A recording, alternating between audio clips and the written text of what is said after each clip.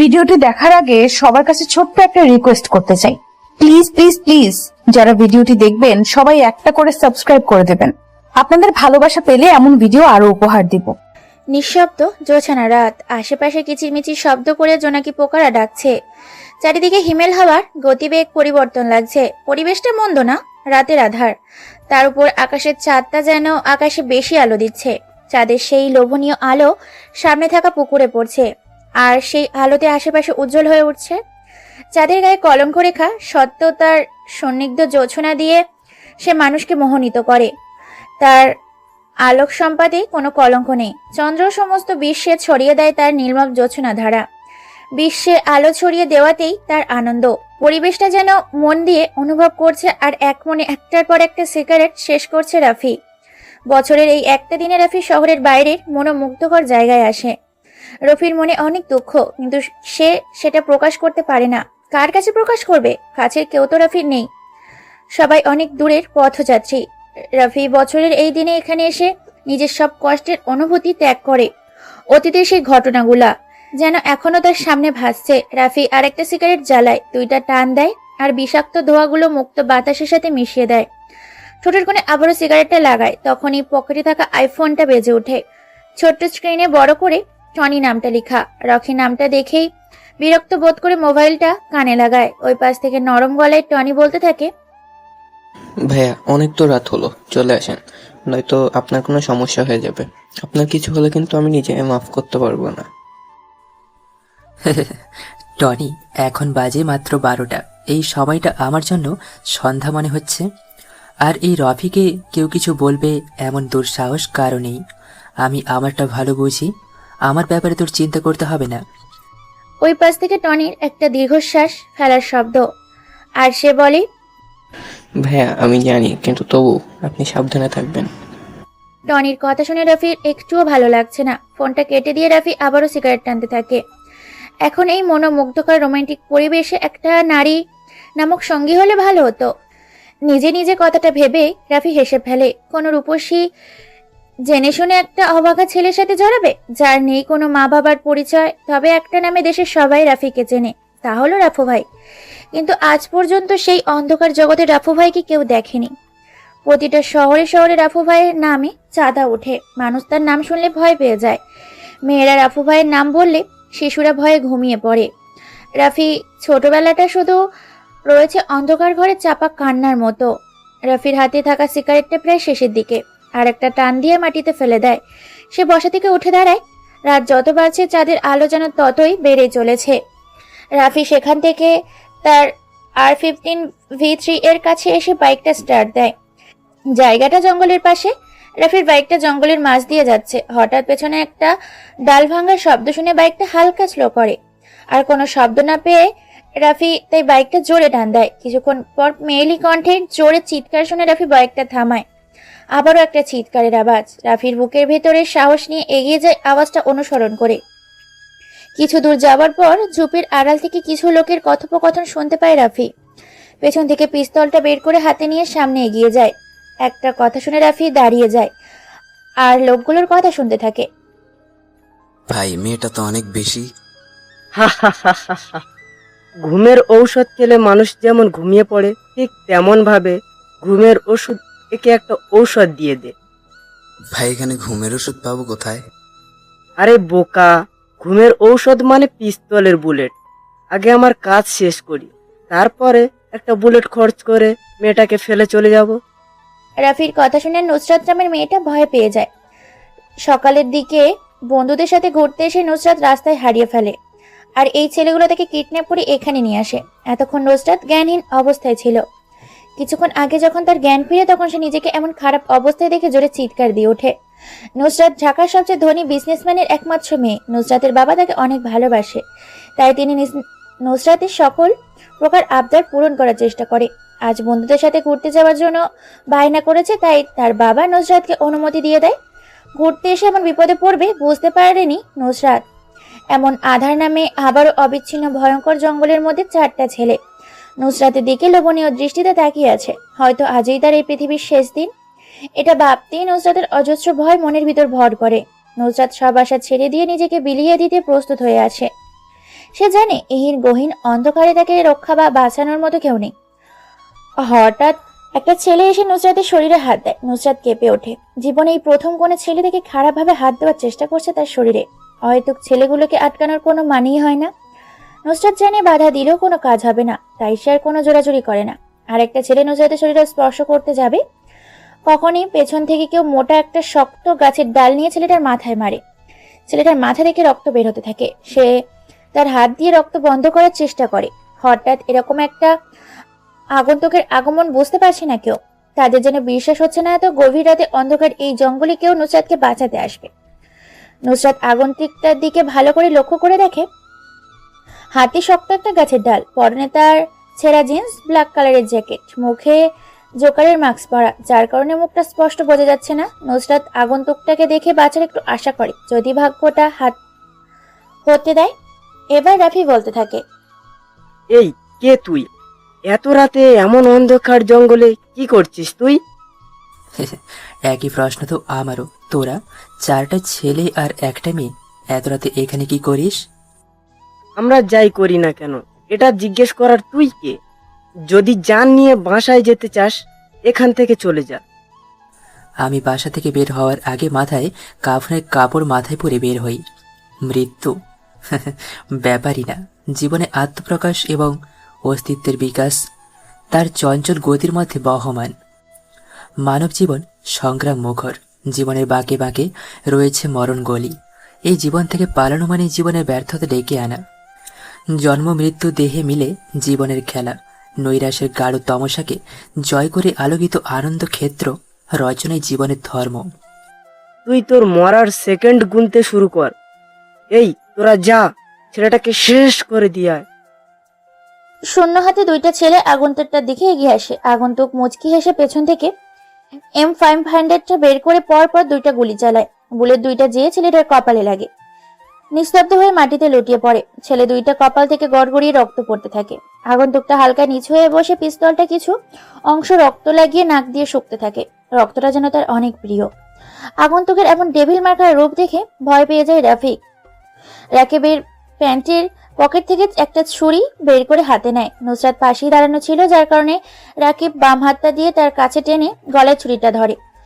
রাকিব ভয়ে ঘেমে একাকার হয়ে যাচ্ছে। তার কাছে মনে হচ্ছে তার সামনে মৃত্যুর দূত দাঁড়িয়ে আছে। নিজের জীবন বাঁচানোর জন্য নুসরাতকে রাকিব ব্যবহার করছে। যদি তার নিজের প্রাণটা বেঁচে যায়। নুসরাত এখন একটুও ভয় পাচ্ছে না, কারণ আগন্তুকটাকে দেখে সে নিজেকে বিশ্বাস ফিরে পেয়েছে। রাকিব কাঁপা কাঁপা গলায় জোরে জোরে বলতে থাকে, দেখ, তুই পিস্তলটা হাত থেকে নিচে ফেলে দে, নয়তো এই মেয়েটাকে আমি মেরে দিব। মেরে দে মেয়েটাকে, তাতে আমার কি? মেয়েটা তো আমার কিচ্ছু না। তাহলে কেন আমি তাকে বাঁচাবো? আমার মানুষের রক্তের গন্ধ অনেক বেশি পছন্দ। মানুষ খুন করাটা আমার পেশা, আর রক্তের গন্ধটা আমার নেশা। তুই মেয়েটাকে না মারলেও আমি আমার পিস্তল দিয়ে তোদের দুইটাকে মেরে দেব।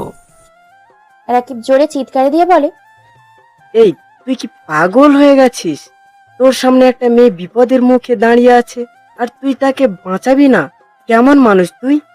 আমি এখনই ছুরিটা চালিয়ে দেব কিন্তু। তোকে প্রথমেই বলেছি মেয়েটাকে আমি চিনি না, তাহলে কেন আমি তাকে সাহায্য করব?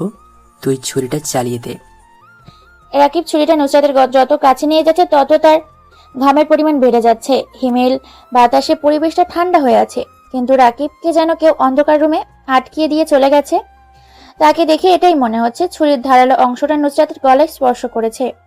ছুরিটা বেশি ধারালো, যার কারণে হালকা স্পর্শ করতেই চামড়া থেকে রক্ত বের হওয়া শুরু করেছে। রাকিবের চোখের ফোকাসটা আগন্তুকটার ওপর, হাতটা যেন কন্ট্রোল হারিয়ে ফেলেছে। এবার বেশি দূর গতিতে রাকিব ছুরিটা নুসরাতের গলায় চালাবে, তখনই একটা বিদঘুটে শব্দ হয়। শব্দটা আগন্তুকের পিস্তল থেকেই দুইটা গুলি বের হবার শব্দ। অতি দ্রুত গতিতে আগন্তুক গুলিটা চালায়। বুলেট বের হবার শব্দে আশেপাশে গাছে বসে থাকা পাখিগুলো উড়ে যায় আকাশ পানে। দুইটা বুলেট যে রাকিবের কপালে লাগে। পিছন দিক দিয়ে চিত হয়ে পড়ে যায় রাকিব। চোখ জোড়া এখনো খোলা আছে। সোজা হয়ে বসতে চাইল, কিন্তু তার পারল না। প্রবল ভয় আর অস্থিরতায় গ্রাস করেছে রাকিবের ভেতর। তার শ্বাস ভারী হয়ে আসছে। মুখটা হা করে যেন কি বলতে চাইলো সে। আওয়াজ থেমে গেছে, মুখটা বন্ধ হয়ে এলো। চোখ জোড়া এখনো খোলা, দৃষ্টিটা আকাশের দিকে। রাকিবের প্রাণ পাখি এখন আকাশের দিকে। আগন্তুক নুসরাত নুসরাতকে হাতের ইশারায় আসতে বলে। নুসরাত বাধ্য মেয়ের মতো আগন্তুকের পেছনে পেছনে যেতে থাকে। আপনি আমার অনেক বড় উপকার করেছেন। আমি কি বলে আপনাকে ধন্যবাদ দেব সেটা বুঝতে পারছি না। আপনার জন্য আমি বেঁচে গেছি, আমার সতীত্বটা বেঁচে গেছে। আমি আপনার প্রতি চিরকৃতজ্ঞতা স্বীকার করছি। হঠাৎ পেছন থেকে নুসরাতের এমন কথা শুনে আগন্তুকটা পেছনে তাকিয়ে শব্দ করে হেসে বলে, কর্তব্য পালনের মধ্যেই মানব জীবনের গুরুত্বপূর্ণ পরিচয় প্রকাশ পায়। জীবনের সকল কর্মকাণ্ডের মধ্যে কর্তব্যকে অগ্রাধিকার দিতে হয়। বিশ্বজগতের কিছু দায়িত্ব সম্পাদনের জন্যেই মানুষকে সৃষ্টি করা হয়েছে। মানুষ যতদিন পৃথিবীতে অবস্থান করবে ততদিন তাকে কর্তব্য পালন করতে হবে। কর্তব্যের কাছে ভাই বন্ধু কেউ নেই। আপনি আমার অনেক বড় উপকার করেছেন, যদি আর একটু উপকার করে দিতেন। জি অবশ্যই, বলেন আর কি উপকার করতে পারি আপনার জন্য? আসলে আমি আমার কিছু ফ্রেন্ডদের সাথে ঘুরতে এসেছিলাম, আর রাস্তা ভুল করে অন্য রাস্তায় চলে আসি আমি। তখনই সেই ছেলেগুলো আমাকে কিডন্যাপ করে এখানে নিয়ে চলে আসে। আপনি যদি আমাকে বাসায় যাওয়ার একটা ব্যবস্থা করে দিতেন। আগন্তুকটা নুসরাতকে নিয়ে রওনা দেয় তাদের গন্তব্যের উদ্দেশ্যে। আঁকাবাঁকা রাস্তা পাশ দিয়ে চলে গেছে হাওর। এমন নিশিরাতে দুইটা যুবক যুবতী একই বাইকে বসে আছে। কিছুক্ষণ আগে তাদের দেখা, কিন্তু এখন মনে হচ্ছে তারা দুজন দুজনকে কত আগে থেকে চিনে। সকাল 8টায় রাফির ঘুম ভাঙে। কাল রাতে ভালো করে ঘুমাতে পারেনি রাফি। এখন সকালে টনি এসে রাফির ঘুমটা ভাঙিয়ে দেয়। বাসাটা অনেক পুরনো, কিন্তু ভেতর থেকে দেখলে মনে হয় না বাড়িটা এত পুরনো। দোতলায় এই বাসাতে রাফি, টনি আর কিছু কাজের লোক থাকে। নাস্তা করার জন্য রাফি নিচে এসে দেখে টনি আর কাজের লোকগুলো টেবিলে খাবার সাজিয়ে পাশে দাঁড়িয়ে আছে। এটা তাদের প্রতিদিনের নিয়ম। রাফিকে সম্মান দেওয়ার জন্য সবাই প্রতিদিন এইভাবে দাঁড়িয়ে থাকে। রাফি মুচকি এসে চেয়ারটা টান দিয়ে খেতে শুরু করে। কিছুক্ষণ পর রাফি লক্ষ্য করে যে টনি এক মনে চেয়ে আছে তার দিকে, আর কোনো কিছু বলার অধীর আগ্রহ নিয়ে দাঁড়িয়ে আছে। এটা বুঝতে পেরে রাফি নিজ থেকে বলে, কি রে টনি, আমার দিকে এরকম করে চেয়ে আছিস কেন? মনে হচ্ছে কিছু বলতে চাস আমাকে। আসলে ভাই, আপনি তো জানেন আমি আপনাকে অনেক সম্মান করি। আপনার অনুমতি ছাড়া কি আমি আপনাকে বলতে পারি? যদি অনুমতি দেন তাহলে বলবো। হ্যাঁ বলে ফেল, কি বলবি? তবে যেটাই বলিস না কেন সেটা যেন খারাপ কিছু না হয়। ভাই, আপনি যে একটা সিদ্ধান্ত নিয়েছেন ছদ্মবেশ নিয়ে ঢাকা বিশ্ববিদ্যালয়ে ভর্তি হবেন, এটার কি দরকার ছিল? আপনি অযথা কষ্ট করবেন কেন? আমি না হয় ছদ্মবেশ নিয়ে ভর্তি হই। রাভি কোনো কাজ করার সিদ্ধান্ত নিলে তা আগে থেকেই সাজানো হয়ে থাকে। আমি চাই না আমার আসল পরিচয় কেউ জানুক, তাই ছদ্মবেশ নিয়ে আজই ভার্সিটিতে যাব। তুই সবকিছুর ব্যবস্থা কর। রাফির খাওয়া শেষে টেবিল থেকে উঠে দাঁড়ায়। সে সামনে সোফায় থাকা সিগারেট প্যাকেটের লাইটটা নিয়ে উপরে উঠতে উঠতে সিগারেট জ্বালায়। সিগারেটটা নিয়ে তার রুমের ব্যালকনিতে এসে দাঁড়ায়। এখান থেকে শহরটা প্রায় বেশ ভালোই বোঝা যায়। সিগারেটের বিষাক্ত ধোঁয়াগুলো মুক্ত বাতাসের সাথে মিলিয়ে দেয়। আজ যেন রৌদ্রের তাপটা একটু বেশি। ভোর থেকে সূর্যটা একটু বেশি চেতে আছে। সেই রৌদ্রের ঝকমক কিরণের অসহ্যকর তাপে রাফির শরীরে ঘেমে একাকার হয়ে গেছে। সেই ঘরমাত্র শরীর নিয়ে ঢাকা বিশ্ববিদ্যালয়ের ক্যাম্পাসে প্রবেশ করে রাফি। গুটি গুটি পায়ে গেট দিয়ে প্রবেশ করে ভার্সিটির নতুন একটা ছেলে, যার নাম রাফি। পরনে তার সাদা কালারের ফুল হাতা একটা শার্ট, বুকের বোতামটা লাগানো, চকলেট কালারের ঢিলে ঢালা একটা প্যান্ট, পায়ে একজোড়া কম দামি চটি, চোখে মোটা ফ্রেমের স্টুডেন্ট চশমা, মাথা ভর্তি লম্বা লম্বা কালো চুল, পাশ দিয়ে কাটিং করে শীতে করা, মুখটা শ্যামলা বর্ণের উজ্জ্বল। চশমা পরার কারণে রাফিকে কেমন যেন বোকা বোকা লাগছে। কম বেশি অনেক স্টুডেন্ট নতুন এই ছেলেটার দিকে তাকিয়ে আছে, বোঝার চেষ্টা করছে কে এই ছেলে। এই ভার্সিটিতে এর আগে কখনো এমন বোকা ছেলে ক্যাম্পাসের আবির্ভাব হয়নি। সবার কাছে রাফিকে হাস্যকর মনে হচ্ছে। রাফি আশেপাশে তাকায়। ভার্সিটির বিশাল মাঠটা জুড়ে রয়েছে সবুজ রঙের সমাবেশ। মাঠের কোথাও কোথাও বসে আছে কিছু যুবক যুবতী, যারা নিজেদের প্রেম আলাপ নিয়ে ব্যস্ত, আর কিছু স্টুডেন্ট তাদের অহৈত কথোপকথন নিয়ে ব্যস্ত। এই শহরে সবারই ব্যস্ততা বিরাজমান। কেউ ক্ষুধার তাড়নায় কাজের সন্ধানে ঘুরে বেড়ায় ব্যস্ত শহরে। এক মুঠো ভাতের আশায় অপেক্ষার প্রভর গুন্তর হয় তাদের। কিন্তু এই শহর কি দেয় তাদের? শূন্য হাতে ফিরিয়ে দেয় তাদের। যাদের ভুরি ভুরি টাকা আছে, ক্ষমতা আছে, সবাই তার পেছনেই পড়ে আছে।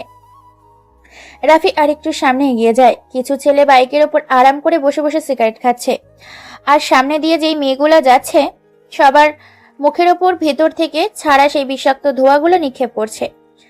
রাফি তাদের পাশ কাটিয়ে চলে যাবে, তখনই বাইকের ওপর বসা আরাফ নামের ছেলেটা রাফিকে ডাক দেয়। রাফি পেছন ফিরে দাঁতগুলো বের করে বোকার মতো একটা হাসি দিয়ে ছেলেগুলোর সামনে যেয়ে দাঁড়ায়। ছেলেগুলো রাফির দিকে মজা দৃষ্টিতে তাকিয়ে বলে, কিরে, নাম কি তোর? জি, রাফু না, রাফি আমার নাম। রাফি নামটা ঠিক আছে, কিন্তু রাফু উচ্চারণ করিস কেন? রাপু ভাইকে চিনিস তুই? না না, আ, আমি কোনো রাফু ভাইকে চিনি না। কে রাফু ভাই? তুই এমন করে আটকে আটকে কথা বলিস কেন? মনে হয় রাপু ভাইয়ের নাম শুনে ভয় পেয়ে গেছিস। এই শহরে এমন কেউ নেই যে রাপু ভাইকে চেনে না। ছোট থেকে বড় সবার জন্য রাফু নামটা আতঙ্কের প্রতীক। ভাই, আমি সত্যি কখনো রাফু নামের কাউকে চিনি না। যদি আপনি দয়া করে আমাকে রাফু ভাইয়ের একটা ছবি দেখাইতেন, তাহলে ভালো করে চিনতে পারতাম। এই দেখ সবাই কি বলে এই ছেলে, সে নাকি রাপু ভাইকে দেখবে। শালা, রাপু ভাইকে চিনতে ছবির দরকার পড়ে না, তার নামটাই যথেষ্ট। আর তুই বলছিস রাপু ভাইকে দেখবি? ভাই, আপনিও কি রাফু ভাইকে দেখেননি? মাদারের বাচ্চা, কতক্ষণ ধরে বলবো রাপু ভাইকে কেউ কখনো নিজ চোখে দেখেনি। উনি এমন একজন লোক যার সামনে 100 জন মানুষ মারা কোনো ব্যাপারই না। তার কথায় এমপি মন্ত্রী সবাই উঠে বসে। আচ্ছা, রাফু ভাই যদি আপনার সামনে আসে, তখন আপনি কি তাকে চিনতে পারবেন? এমন বোকা বোকা প্রশ্ন করিস কেন? রাপু ভাই আমার সামনে অহেতুক আসবে কেন? আর আসলেও আমি চিনতে পারবো। তার ভয়ঙ্কর আগমন, পরনে থাকে কালো রকস্টার ড্রেস, মুখে ভুতুরে মাস্ক, মধ্যে দিয়ে কাটা, যেটা দিয়েই ভাই সিগারেট টানে। আরাফের কথাগুলো রাফি মুচকি এসে বলে, ভাই, বর্ণনা শুনে মনে হলো উনি ভয়ঙ্কর একটা মানুষ। আর আমার মনে হয় রাফু ভাইয়ের সাথে আপনার দেখা হয়ে গেছে, সেটাও আবার অনেক কাজ থেকে, কিন্তু আপনার অজান্তেই হয়ে গেছে। তুই যে বড় একটা বোকা সেটার প্রমাণ দিলি। রাপু ভাই আমার সামনে এসেছে আর আমি নিজেই জানি না, তুই সেটা ভালো জানিস। এই রিফাত, একটা সিগারেট জ্বালিয়ে রাফির কাছে দে। ভাই, আমি তো সিগারেট খাই না, আমার কাছে সিগারেটের ধোঁয়াগুলো সহ্য হয় না। রাফির এমন কথা শুনে উপস্থিত সবাই জোরে জোরে হাসতে থাকে, যার কারণে আশেপাশের অনেক স্টুডেন্ট ফোকাস রাফিদের ওপর। রিফাত পকেট থেকে একটা সিগারেটের প্যাকেট আর একটা লাইটার বের করে সিগারেটের আগুন জ্বালায়। ডান হাত দিয়ে সাবধানে সিগারেটটা রাফির ঠোঁটের কাছে নিয়ে আসে। এটা দেখে রাফি পিছাতে থাকে। সিয়াম নামের ছেলেটা পেছন থেকে রাফিকে আটকিয়ে দেয়। রিফাত জোর করে রাফির ঠোঁটে সিগারেটটা লাগিয়ে দেয়। অসাবধানতার কারণে জ্বলন্ত সিগারেটটা রাফির গোলাপি নরম ঠোঁটে লেগে হালকা পড়ে যায়। সিগারেটের বিষাক্ত ধোঁয়াগুলো রাফির মুখের ভেতরে যখনই যাওয়ার জন্য সে জোরে জোরে কাশতে থাকে। আশেপাশে কেউ আরবদের বাধা দিতে আসছে না, সবাই দূরে দাঁড়িয়ে মজা নিচ্ছে। রাফি নিজেই কল্পনাও করতে পারছে না যে আজকে ভার্সিটির প্রথম দিনই তাকে এমন হেনস্থ হতে হবে। রাফি মাথাটা নিচু করে দাঁড়িয়ে আছে। তুই দেখি অনেক বোকা, ভার্সিটিতে পড়িস এখনো সিগারেট টানতে পারিস না। তোকে ভার্সিটিতে নতুন দেখছি, কোন ইয়ারে পড়িস? রাফি মাথাটা কিছু করতে আস্তে আস্তে জবাব দেয়, ভাই, আমি দ্বিতীয় বর্ষে ভর্তি হয়েছি। তুই তো তাহলে আমাদের সবার জুনিয়র। এখন থেকে প্রতিদিন আমাদের সাথে দেখা হলে সালাম দিবি। আর তুই হয়তো আমার পরিচয় ভালো করে জানিস না, কিছুদিন নিয়মিত ভার্সিটিতে থাক, তাহলে এমনিতেই বুঝে যাবি আমি কে। রাফির মাথাটা নাড়ায়, যার মানে সে তাদের সম্মান করবে। পৃথিবীটা বড়ই নিষ্ঠুর, যেখানে ভালো মানুষের আনাগোনা বেশি, সেখানে খারাপ লোক কিছু থাকবেই। আপনার এমনটা মনে হয়েছে যে আপনি নিজে নষ্ট করেছেন নিজের জীবনটা, কিংবা মাঝে মাঝে বিষণ্ণতায় নিজের জীবনের প্রতি বিরক্তি চলে আসবে। এমন পরিস্থিতি প্রায় প্রতিটি মানুষের জীবনেই আসে। মাঝে মাঝেই সবকিছুই খুব অর্থহীন মনে হয়। নিজের জীবনটাকে বদলে ফেলা যায় নিজেই। নিজের জীবনটাকে বদলে নিয়ে নতুনভাবে জীবনের অর্থ খুঁজে নিতে নাকি কিছু প্রশ্ন কি অবাক বিষয়। অবাক হলেও সত্যি যে নিজেকে কিছু বিশেষ প্রশ্ন করে নিজের মনে মনেই উত্তর পাওয়া যায়। নিজের মনের কাছে এই প্রশ্নগুলো করলে সত্যি জীবনটা বদলে যাবে এবং জীবনটাকে অনেক বেশি অর্থবহ মনে হবে। রাফি তার নিজের জীবনের থেকে অনেক কিছুই শিখেছে। আজ এটা তার নতুন একটা অনুভূতির সৃষ্টি। শোষিতরা শোষিতদের হাতেই সবচেয়ে বেশি নির্যাতিত হয়। যে কখনো সম্মান পায়নি সে জানে না অন্যকে কিভাবে সম্মান করতে হয়। রাফি নিজের পরিচয় গোপন রেখে আজ তা বুঝতে পেরেছে। রাফি নিজের শত্রুকে খুব কাছ থেকে জানে। সে এটা সব সময় চিন্তা করে যে শত্রুকে ক্ষমা করে দাও, কারণ তুমি বড় মনের মানুষ, তাই নও কারণ শত্রুদের নিয়ে ভাববে। তুমি এতটাই পিছিয়ে পড়া মানুষ তো নও। রাফি ক্লাসের দিকে রওনা দেয়। দ্বিতীয় বর্ষের ইকোনমিক্স ডিপার্টমেন্টটা বেশ সুন্দর আর বড়। এখনো ক্লাসে কোনো শিক্ষক প্রবেশ করেনি। রাফি ক্লাসে প্রবেশ করে। সবাই অবাক দৃষ্টিতে তার দিকে তাকিয়ে আছে। এতক্ষণে সবাই বুঝে গেছে রাফি নামের এই বোকা ছেলেটা এই কলেজ ক্লাসেরই স্টুডেন্ট। রাফি বুঝতে পারছে না কোথায় যেয়ে বসবে, কারণ কম বেশি সবাই ধনী পরিবারের সন্তান। রাফি যে একটা ছেলের পাশে বসে, গা ঘেসে বসবে না। পাশে বসা ছেলেটি চিৎকার করে উঠল। রাফি চমকে গিয়ে তাকালো তাকার দিকে। অবাক হয়ে ছেলেটার দিকে তাকিয়ে থাকা রাফি কেন গা ঘেসে বসতে পারবে না? ছেলেটি রাফি তাকিয়ে থাকা দেখে বলতে থাকে, এই ছেলে, রাফি না কি যেন নাম তোমার? তুমি আমার পাশে এসে বসেছো কেন? পিছনে তো আরো সিট আছে, ওইগুলোতে যেয়ে বসো। ভাইয়া, আমি আপনার পাশে বসলে কি সমস্যা হয়? আর সামনের সিট থাকতে আমি পেছনে যেয়ে বসবো কেন? তুমি দেখছি অনেক বোকা, কিছু বোঝো না। আর তোমাকে দেখে বোকা বোকাই মনে হয়। তুমি আমার পাশে বসলে আমাকেও বোকা বোকা লাগবে। তোমার সাথে আমার কি যায় দেখো একবার। ভাইয়া, আমি তো নতুন, আপনার পাশেই বসি। বসতে পারো একটা শর্তে, তুমি আরো দূরে যেয়ে বসো, আমার আশেপাশে যেন তোমাকে না দেখি। রাফি মাথা নাড়ায়। সে বসে বসে চিন্তা করছে, পৃথিবীর সব নির্লজ্জ হলো মানুষের মন।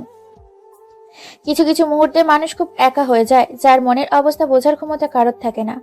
জীবনে তো বহমান নদী, থেমে থাকে না। অনেক কিছু আশা থাকলেও পাওয়া হয় না। আশাগুলো পড়ে থাকে শুধুই স্মৃতি হয়ে, জীবনের অনেক কিছু যায় হারিয়ে। রাফি তার অতীত নিয়ে বেশ গম্ভীরভাবে চিন্তা করে। জীবন আসে, জীবন ভাসে অজানা স্রোতে, তবুও জীবন এগিয়ে চলে আশার লক্ষ্য পথে। রাফি তার অতীতকে নিয়ে ভাবে, কিন্তু ভবিষ্যৎকে ঠিকই সুন্দর করার চিন্তা করে। জীবনের কোনো একটা সময় মানুষ নিজেকে খুব অসহায় ভেবে, যেটা রাফি পিছনের দিনগুলোতে ফেস করেনি। এখন তার সামনে সেই ভয়ঙ্কর অতীত ভেসে ওঠে। রাফি এইগুলো চিন্তা করছিল, তখনই ক্লাসের দরজায় কড়া নাড়ে সাইফুল স্যার।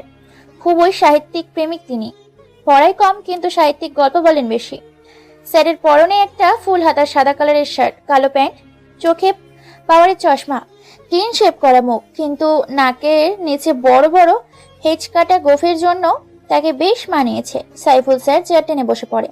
তিনি কিছু একটা ভেবে বলে ওঠে, আজ তোমাদের আমি একটা নতুন গল্প শোনাবো, সবাই প্রস্তুত হও।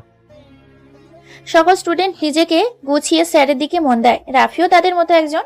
স্যার এবার বলতে শুরু করে, আসসালামু আলাইকুম ভাই, একটু সরবেন, ওই সিটটা আমার। তাকিয়ে দেখি কালো রোগা মতো ও অদ্ভুত দর্শনের একজন লোক আমার পাশের সিটটাকে ইঙ্গিত করে দাঁড়িয়ে আছে। তাড়াতাড়ি সালামের জবাব দিয়ে সরে তাকে ঢোকার জন্য জায়গা করে দিলাম। ঢোকার সময় লোকটার গায়ে হাত লাগার পর তার শরীরটা কেমন যেন ঠান্ডা ঠান্ডা লাগলো। একটু ভয় পেয়ে গেলাম। লোকটা মনে হয় ব্যাপারটা বুঝতে পারলো এবং রহস্যময় মুচকি একটা হাসি দিল। আমি কিছুক্ষণ লোকটার দিকে তাকিয়ে অন্য পাশে ফিরে বসলাম। বাসটা ছেড়ে দিল। অনেকদিন পর নানার বাড়ি যাচ্ছি। বিভিন্ন সমস্যার কারণে মাঝখানে কয়েক বছর যাওয়া হয়নি। এবার একটা বড় ধরনের ছুটি পাওয়ার ফলে রওনা দিলাম। বাড়িতে নানা নানি আর দূরের সম্পর্কে দুইজন মামাতো ভাই ছাড়া কেউ থাকে না। আগে অনেক লোকজন থাকতো, আমরাও বিভিন্ন সময় সেখানে চলে যেতাম। সেই সব স্মৃতি মাঝে মাঝে উঁকি দিয়ে যাই। কত মজাই না করতাম। ভাই কি নানা বাড়ি যাচ্ছেন? হঠাৎ লোকটা প্রশ্ন করে বসলো। কিছুটা অবাক হয়ে জবাব দিলাম, জি। আপনি কি করে বুঝলেন?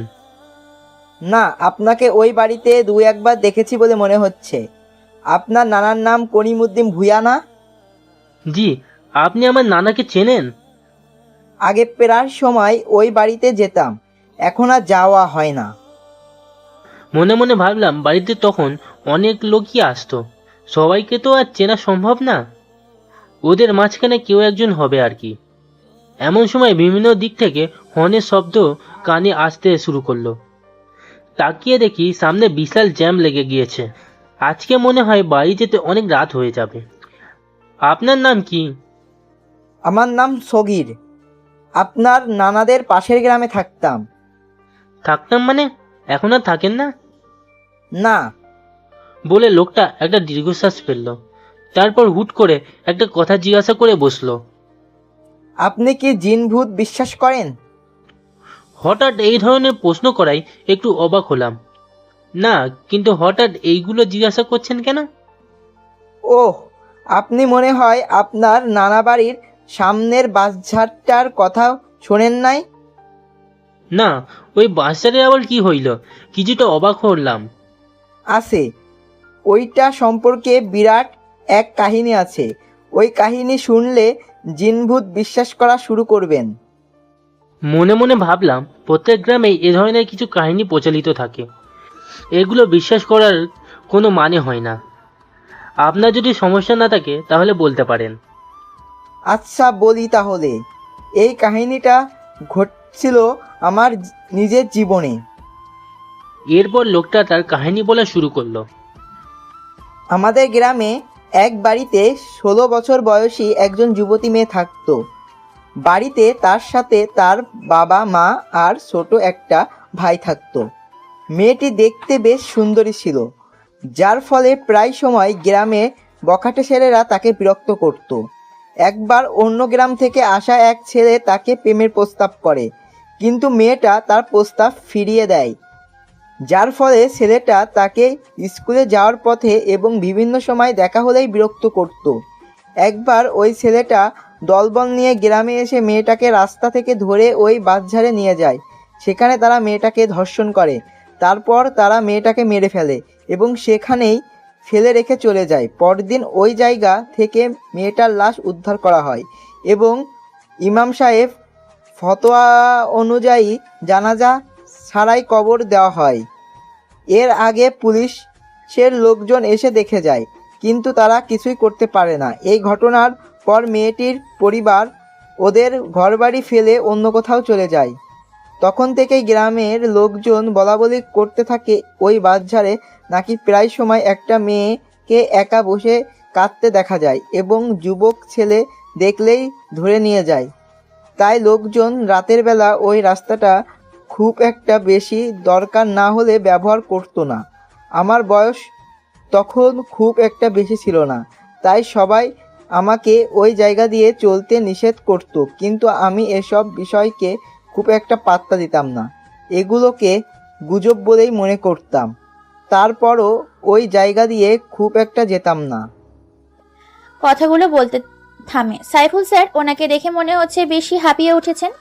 বয়স বেড়েছে, এখন বেশি কথা বললে নিজের কাছেও কেমন যেন বিরক্ত বিরক্ত লাগে।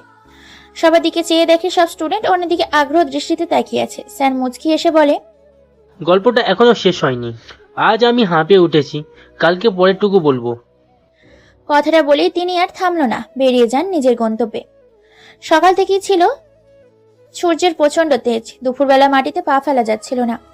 বাইরে তাকালে যেন চোখ ঝলসে যেতে চাইছিল। বিকেলের দিকে আকাশের হালকা কালো মেঘ জমতে শুরু করলো। সবাই বলাবলি করতে লাগলো এবার বৃষ্টি নামবে, কিন্তু বৃষ্টির জন্য প্রতীক্ষার অবসান আর হয় না।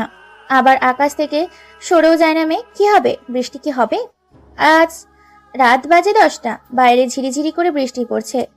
রিমঝিম রিমঝিম বৃষ্টির একটানা শব্দে মন আচ্ছন্ন হয়ে যায়। গাছের শাখায় বাতাসের ঝাপটা কানে বাজে। রাফি কালো কালারের রেইনকোটটা পরে বাইকের চাবিটা হাতে নেয়। 2 পা এগিয়ে সামনে দিকে গেলে টনির সাথে দেখা হয় রাফির। টনিও কালো কালারের একটা রেইনকোট পরে দাঁড়িয়ে আছে।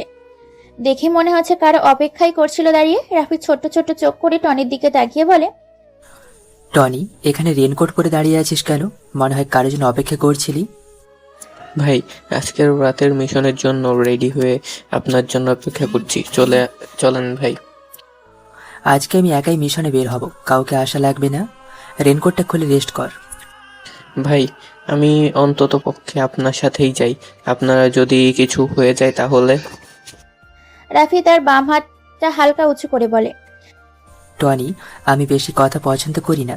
আমি জানি আমার কিচ্ছু হবে না, তবে শিয়ালের মতো 1000 বছর না বেঁচে সিংহের মতো একদিন বাঁচা ভালো।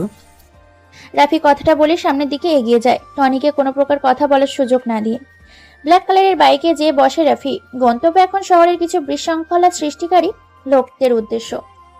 ওসমান শরীফ রাব্বি, ঢাকার টপ মাফিয়া, সালমানদের অতি কাছের লোক। যত ধরনের মামলা আছে সবগুলো তাদের নামে করা, কিন্তু সালমানের ক্ষমতার কাছে কেউ কিছুই বলতে পারে না। প্রতিদিন ওরা 3 জন মদ জুয়া খেলার জন্য পাশের একটা বড় ক্যাসিনোতে যায়। আজকে মনে হয় বেশি মদ খেয়ে ফেলেছে, তাই হেলে দুলে হাঁটতে হাঁটতে বাসার উদ্দেশ্যে রওনা দেয়। হালকা হালকা ঝিরিঝিরি বৃষ্টি পড়ছে, তাই ওরা 3 জন একটু জোরে গতিতেই পা চালায়। হঠাৎ তারা দেখতে পায় রাস্তার মাঝে বাইকের ওপর আরাম করে বসে সিগারেট ফুঁকছে কোনো এক অজানা আগন্তুক। তিনজনের সামনে সবচেয়ে বেশি ঝাপসা মনে হচ্ছে ওসমান। ওসমান একটু এগিয়ে যায় আগন্তুকের দিকে। ওসমানের শরীরটা ভেজা, মুখে কালো কালারের স্টাইল করা দাড়ি থেকে টুপটুপ করে পানি পড়ছে। বৃষ্টির পানির জন্য সবার নেশা কেটে গেছে। ওসমান আগন্তুকের কাছাকাছি চলে এসেছে। আগন্তুকটার পরনে কালো কালারের রেইনকোট, মুখের ভেতর কাটা মাস্ক, মুখে অংশ দিয়ে নিকোটিনের ধোঁয়া ওড়াচ্ছে। আজকে এই ব্যস্ত শহরটা কেমন যেন নিস্তব্ধতা বিরাজ করছে। কোথাও যেন মানুষের আনাগোনা দেখা যাচ্ছে না। হয়তো বৃষ্টির আমেজ থাকার জন্য সবাই ঘরে অবস্থান করেছে। দূর থেকে ল্যাম্পপোস্টের ঘোলাটে আলো দিচ্ছে। পিচঢালা রাস্তাটা আজ বৃষ্টির পানিতে বিদঘুটে কালো আকৃতি ধারণ করেছে। আগন্তুকের হাতে থাকা সিগারেটটা শেষ হয়ে গিয়েছে। সিগারেটের না পুরো অংশটুকু ভেজা রাস্তার উপর ফেলে দেয়। রেইনকোটের পকেট থেকে আরেকটা সিগারেট আর লাইটার বের করে সিগারেট আগুন ধরাবে। তখন ওসমান তার ডান হাত দিয়ে আগন্তুকের হাত থেকে সিগারেট আর লাইটারটা কেড়ে নেয়। আগন্তুকটা কিছু না বলে শব্দ করে একটা হাসি দেয়। এমন হাসির শব্দ শোনা পেছন থেকে শরীফ আর রাব্বির ওসমানের থেকে কিছুটা দূরত্বে অবস্থান করে। ওসমান বেশ গম্ভীর গলায় আগন্তুককে উদ্দেশ্য করে বলে, এই বৃষ্টির অন্ধকার রাতে তুই রাস্তার মাঝে বাইক থামিয়ে বসে বসে সিগারেট ফুঁকছিস কেন? কি রে, তুই এমন হাসছিস কেন? কে তুই? আর এখানে স্থির হয়ে বসে আছিস কেন? আগন্তুকটা এবার মুখ খুলল। আমি কে সেটা আমি নিজেও জানি না, তবে নিজের পরিচয় নিজে দিতে কেমন যেন লাগে, তাই নিজের নাম আর পরিচয়টা ছড়িয়ে দিয়েছি মানুষের মাঝে। আমি এখানে বসে আছি কয়েকটা মেহমানের অপেক্ষায়। এত রাতে কোন মেহমানরা আসবে যার জন্য তুই রাস্তার মাঝে পথ আটকে এভাবে বসে থাকবি? আমার মেহমান তো চলে এসেছে, কিন্তু কিভাবে তাদের আপ্যায়ন করব তা বুঝতে পারছি না। সবাই আশেপাশে পেছনের সামনে তাকায়, কিন্তু কাউকে দেখতে পায় না। ওসমান রেগে বলে, কোথায় তোর মেহমান? আমরা দেখছি না কেন? মজা করছিস আমাদের সাথে? জানিস আমরা কে? মেহমান নিজে যদি বলে মেহমান কোথায়, তাহলে আমার কি করার আছে? আর আমি তোদের সাথে মজা করতে যাব কেন? তোরা কি আমার বন্ধু লাগিস? ভাই, তোরা কার লোক সেটা না বললে আমি জানবো কি করে? আমরা সালমান ভাইয়ের কাছের লোক। ওসমানের কথা শুনে আগন্তুকটা জোরে জোরে হাসতে থাকে, যেন মনে হচ্ছে ওসমান কোনো বড় ধরনের হাসির কথা বলেছে। সবার ভেতরে একটা রাগ সৃষ্টি হয়েছে আগন্তুকের প্রতি। যেখানে সবাই সালমান ভাইয়ের কথা শোনালে খারাপ অবস্থা হয়ে যায়, সেখানে অচেনা একটা আগন্তুক সালমান ভাইয়ের কথা শুনে মজা নিচ্ছে। আগন্তুকের হাসি যেন ওসমানের সহ্য হয় না, তাই রেগে বলে, এই তুই এভাবে হাসছিস কেন? আমি কি কোনো মজার কথা বলছি? তুই কোনো মজার কথা বলিসনি, তবে গুরুত্বপূর্ণ কথার সময় হাসি আমার একটু বেশিই পায়। সবার সাথে গুরুত্বপূর্ণ কথা বলার সময় হাসতে নেই। হয়তো সেই লোকটা তোর মতো সাইকো না। সাইকো শব্দটা ছোট্ট, কিন্তু একটা মানুষ এই শব্দের জন্য অনেক কিছু থেকে পিছিয়ে যায়। আমি নিজেও জানি না যে আমি একটা সাইকো, তবে মাস্তানির ব্যাপারে আমি খুবই সতর্ক থাকি। দেখ, অনেক রাত হয়েছে, আমি বুঝতে পারছি তোর কোনো মেহমান আসবে না। তুই আজকে মনে হয় বেশি খেয়ে ফেলেছিস, তাই আবল তাবল বকছিস। বাসায় যা, এমনিতেই ঠিক হয়ে যাবে।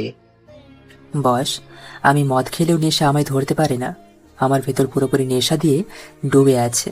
আমার মেহমান চলে এসেছে, কিন্তু তাদের আপ্যায়নটা কিভাবে শুরু করব তা বুঝতে পারছি না। সেই কখন থেকে শুনছি মেহমান চলে এসেছে, কিন্তু কোথায় তোর মেহমান? আমাদের সামনে আসতে বল, আমরা তার আপ্যায়ন করব। আজকের সবচেয়ে বড় মেহমান তো তোরা সবাই, কিন্তু তোদের আপ্যায়ন যে কিভাবে করব? তুই যে একটা পাগল সেটা আমি বুঝে গেছি। রাস্তার মাঝ থেকে বাইকটা সরা তাড়াতাড়ি, আমরা যাব, নয়তো তিনজন মিলে তোকে এখানে মেরে চলে যাব, কেউ জানতেও পারবে না। তোদের জন্য কখন থেকে বাইকের উপর বসে বসে অপেক্ষা করছি, কিন্তু তোদের আস্তে আস্তে অনেক দেরি হয়ে গেছে। আমার আর ভালো লাগছে না। অ্যাকশন শুরু করি তাহলে। আগন্তুক কথাটা বলে রেইনকোটের পেছন থেকে একটা পিস্তল বের করে, শট করে একটা গুলি করে। বুলেটটা যে সোজা ওসমানের কপাল বরাবর লাগে। কেমন যেন পরিবেশটা থমথমে অবস্থান ধারণ করেছে। ওসমানের নিথর দেহটা পিছঢালা রাস্তার উপর নিস্তেজ হয়ে পড়ে আছে। কালো মুখে কোনো কথা নেই। হঠাৎ কথার মাঝে আগন্তুকটা এবার গুলি চালাবে কেউ ভাবতেই পারেনি। আগন্তুকটা পিস্তলটা আবারও রিলোড করে নেয়। পিস্তলটা সোজা রাব্বিরের দিকে তাক করে। শুধু ট্রিগারে চাপ দেওয়াই বাকি আছে। আগন্তুকের হাতে দ্বিতীয় শাড়ির আঙুলটা দিয়ে হালকা করে ট্রিগার ছোঁয়া দেয়। রাব্বিরের গলা শুকিয়ে গেছে, মনে হয় এখন কেউ 10 লিটার পানি দিলে সেটাও সে শেষ করে দিবে। ট্রিগারে হালকা করে একটা চাপ দেয় আর পৃথিবী থেকে রাব্বির নামটা মুছে যাবে। সত্যি সত্যি যেন এইবার আগন্তুকটার পিস্তলের ট্রিগারে জোরেই চাপ দিল। 78 ডিগ্রি সেলসিয়াস তাপমাত্রায় গরম বুলেটটা যে রাব্বিরের গলায় লাগে। ডান হাতটা গিয়ে গলায় চেপে বাছার বৃস্তার চেষ্টা করে রাব্বির। তার নিথর দেহটাও পিচ ঢালা ভেজা রাস্তায় পড়ে যায়। ওসমান আর রাব্বির এমন করুণ অবস্থা দেখে শরীফ ভয়ে ভয়ে পিছতে থাকে। তার পিস্তলটা আগন্তুকের দিকে তাক করে ধরে রাখে। আগন্তুক সরু চোখে শরীফের দিকে তাকায়। শরীফ ছেলেটা অল্প বয়সে, 23-24 হবে হয়তো। কালো রঙের শরীরটা, মুখে হালকা হালকা দাড়ি দেখা যাচ্ছে। শরীফের হাত কাঁপছে, তবুও সে আগন্তুকের দিকে কানটা ধরে আছে। আগন্তুক মাথা রেখে লাইটারটা উঠিয়ে পকেটে একটা সিগারেট বের করে জ্বালায়। সোজা যেয়ে বাইকের উপর হেলান দিয়ে বসে। সিগারেট জোরে একটা টান দিয়ে শরীফের উদ্দেশ্যে বলে ওঠে, কিরে, ভয় পেয়েছিস এগুলো দেখে? ভয় পাওয়ার কিচ্ছু নেই, তোকে মারবো না আমি, কিন্তু সেটা একটা শর্তে। যদি তুই আমাকে কিছু তথ্য দিতে পারিস তাহলে আমি তোকে এক্ষুনি ছেড়ে দেব। শরীফ মনে হয় কিছুটা নিশ্চিন্ত হয়েছে, তাই সে হাতটা থেকে পিস্তলটা নামিয়ে নেয়। ডান হাত দিয়ে মুখের ঘাম আর ছিটে ফোটা বৃষ্টির পানি ফোঁটাগুলো মুছে নেয়। এমন ঠান্ডা একটা পরিবেশও শরীফ ভয় পেয়ে ঘেমে একাকার হয়ে গেছে। ভয় কাতর গলায় শরীফ বলতে থাকে, ভাই, কি তথ্য জানতে চান আপনি? নিরীহ মানুষকে ভয় পেতে দেখলে আমার অনেক মজা লাগে, কিন্তু আজ প্রথম কাউকে দেখে কেমন যেন মায়া লাগছে। তুই এখন আমাকে বল, সালমানকে আমি কোথায় পাবো? ভাই, আমি কিভাবে বলবো সালমান ভাই এখন কোথায় থাকে? আমি কিছু জানি না এই বিষয়ে। ওসমান সবসময় সালমান ভাইয়ের সাথে বেশি থাকতো। আমি তো তেমন কিছু ভালো করে জানি না। আমাকে ছেড়ে দেন প্লিজ ভাই। ছেড়ে দেব? সেই ভুলটা আমি আর করছি না। এই রাফি বেশি কথা আর বেশি প্রশ্ন করা পছন্দ করে না। আমি নিজে নিজে সালমানকে বের করব, তবে এখন তাকে বাঁচিয়ে রাখা আমার ঠিক হবে না। ভালো থাকিস ওপরে। আগন্তুক তার পিস্তলটা দিয়ে সোজা একটা গুলি করে। গরম বুলেটটা যেয়ে শরীফের কপালে লাগে। কপাল ফেটে তাজা রক্ত বেরোতে থাকে। বৃষ্টির আমেজে আজকে শহরটা কেমন যেন নীরব হয়ে আছে। দূর থেকে ভেসে আসছে কিছু পাতি কুকুরের বিদঘুটে ডাক। হয়তো ওরা এতক্ষণে তাজা রক্তের গন্ধ পেয়ে গেছে। বৃষ্টি থাকার জন্য আসতে পারছে না। বৃষ্টির গতিবেগ বেড়েই চলেছে। রিনিঝিনি থেকে আরো বড় বড় ফোঁটায় মুষলধারে বৃষ্টি পড়ছে। মাঝে মাঝে আবার জোরে জোরে বিদ্যুৎ চমকানোর বিকট শব্দে কেঁপে উঠছে শহরটা। জায়গাটা আগের মতোই থাকবে, তবে কাল সকাল থেকে এই জায়গার মানুষ ভয়ে ভয়ে চলাফেরা করবে। জীবনটা এক যুদ্ধক্ষেত্র, চড়াই উৎসায় থাকবেই। সবকিছু পেরিয়ে গেলে তবে তো জিত আসবেই। আগন্তুক শরীফের মৃতদেহটার পাশে ছোট্ট করে লেখে, কিং রাফু ভাই। আগন্তুক সেখান থেকে আর এক মুহূর্তও দাঁড়ায় না। বাইকটা স্টার্ট দিয়ে অন্ধকার রাজনীতিতে আর গভীরতায় হারিয়ে যায়। ভাই, সালমানের কোনো খবর পেয়েছেন? প্রায় সকাল 8টার কাছাকাছি রাফি ঘুম থেকে উঠে নিজে এসে সোফায় বসে পড়ে। টনির চায়ের কাপটা হাতে নিয়ে রাফির সামনে এসে থাকা টি টেবিলের ওপর রাখে। গরম চা থেকে বাষ্প হয়ে নির্বিচ্ছিন্ন হয়ে ধোঁয়াগুলো উঠতে থাকে। দুজনের মধ্যে এক প্রকার নীরবতা বিরাজ করছে। তখনই টনি রাফিকে উপরের উক্ত কথাটি বলে। টনির কথায় রাফির হাত থেকে চায়ের কাপটা টেবিলের ওপর রেখে ছোট ছোট চোখ করে একটা মুচকি হাসি দেয়। সামনে দেওয়ালে ফিট করা 32 ইঞ্চি টিভিটা রিমোট দিয়ে অন করে। প্রথমেই খবরের চ্যানেলটা ভেসে ওঠে। একজন মহিলা খবর পড়ছে। ব্রেকিং নিউজ, আজ সকালে বনানীর একটা পরিত্যক্ত গোডাউনে 3টা লাশ পাওয়া যায়। পুলিশ এখনও তাদের তদন্তের কাজ চালিয়ে যাচ্ছে। তবে পুলিশের একটাই বক্তব্য, বাংলাদেশের সবচেয়ে বড় মাফিয়া লিডার রাফু ভাই এই খুনটা করেছে। কিন্তু রাফু ভাই এই শহরে এসে 3জন লোককে খুন করেছে। এটা কি সত্যি, নাকি রাফু ভাই সেজে অন্য কেউ এই খুনগুলো করছে? সবই এখন জনগণের কাছে অস্পষ্ট আর পুলিশের কাছে ধোঁয়াশা। এখন এই পর্যন্ত এতক্ষণ আমাদের পাশে থাকার জন্য ধন্যবাদ। টনি অবাক হয়ে তাকিয়ে আছে রাফির দিকে। টনির কাছে কেমন যেন ধোঁয়াশা মনে হচ্ছে সবকিছু। রাফি চায়ের কাপে তার গোলাপি ঠোঁটটা লাগিয়ে আরেকটা চুমুক দেয়। টনির দিকে তাকায়। ছেলেটা রাফির জন্য অনেক চিন্তা করে। এতদিনে টনির প্রতি রাফির পূর্ণ বিশ্বাস স্থাপন হয়েছে। টনির এইরকম প্রশ্নবোধক দৃষ্টিতে তাকিয়ে থাকা দেখে রাফি মুচকি হেসে বলে, সালমানের খবর এখনো পাইনি, তবে আমি যখন এই শহরে এসেছি তখন তো সালমানকে মারা আমার জন্য কোনো ব্যাপারই না। ভাই, টিভিতে যে দেখলাম আজ সকালে 3টা লাশ পাওয়া গেছে। খুনগুলো কি রাফু ভাই না আপনি করেছেন, নাকি অন্য কেউ? কালকের রাতের মিশনটা আমি একাই শেষ করেছি, তবে মিশনে কাকে কাকে মেরেছি সেটা তোর কাছে ধোঁয়াশা হয়ে থাকলো। রাফি বসা থেকে উঠে দাঁড়ায়। টনিকে আর কিছু বলার সুযোগ না দিয়ে উপরে চলে যায়। টনি বসে বসে ভাবছে রাফু ভাই কি সত্যি কালকে রাতের মিশনে সেই 3টা ছেলেকে মেরেছে, নাকি তার নাম ধরে অন্য কেউ। চিন্তা চেতনা করতে করতে হয়তো উত্তরটা টনির কাছ থেকেই বের হয়ে আসবে। প্রতিটি ছোট ছোট চা স্টলে বসে বসে কিছু কিছু লোক আজকে সকালের লাশের সম্বন্ধে বিভিন্ন ধরনের আওড়ানো কথা বলছে। সাধারণত এইসব ছোট ছোট দোকানে অনেক অনেক কথাই বলে থাকে। রাফি তাদের কিছু কথা শুনে মুচকি হেসে ভার্সিটির উদ্দেশ্যে রওনা দেয়। কালকে রাতে বৃষ্টি হওয়ায় রাস্তায় নিচু জায়গাগুলোতে পানি জমে আছে। আজকে আবারও গতকালের মতো কড়াকড়িভাবে রোদ উঠেছে। হয়তো এটাই হওয়ার আজকে। রাফি হাঁটছে অন্যমনস্ক ভঙ্গিতে, উদ্দেশ্যহীন মানুষের মতো করে হাঁটা। অথচ রাফির একটা গন্তব্য আছে, সেটা হলো ঢাকা বিশ্ববিদ্যালয়।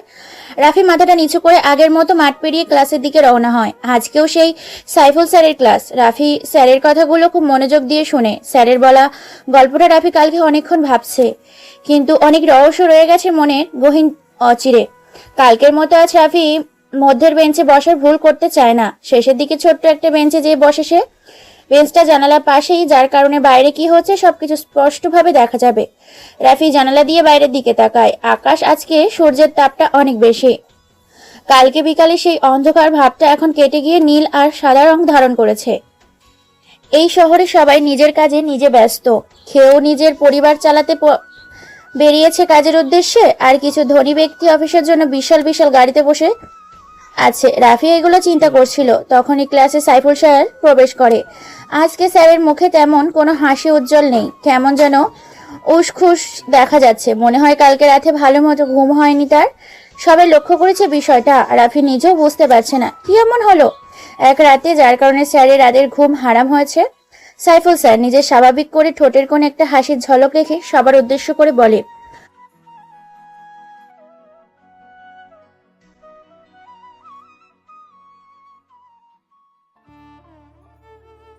অন্য দিনের মতো আজকে স্যারের কথায় কোনো অনুভূতি হচ্ছে না। সাইফুল স্যার তো সবসময় হাসি খুশি থাকতে পছন্দ করে, কিন্তু কি হলো আজ কেউ বুঝতে পারছে না। স্যার ছোট্ট একটা কাশি দিয়ে বাকি গল্পের অংশটুকু বলতে থাকে।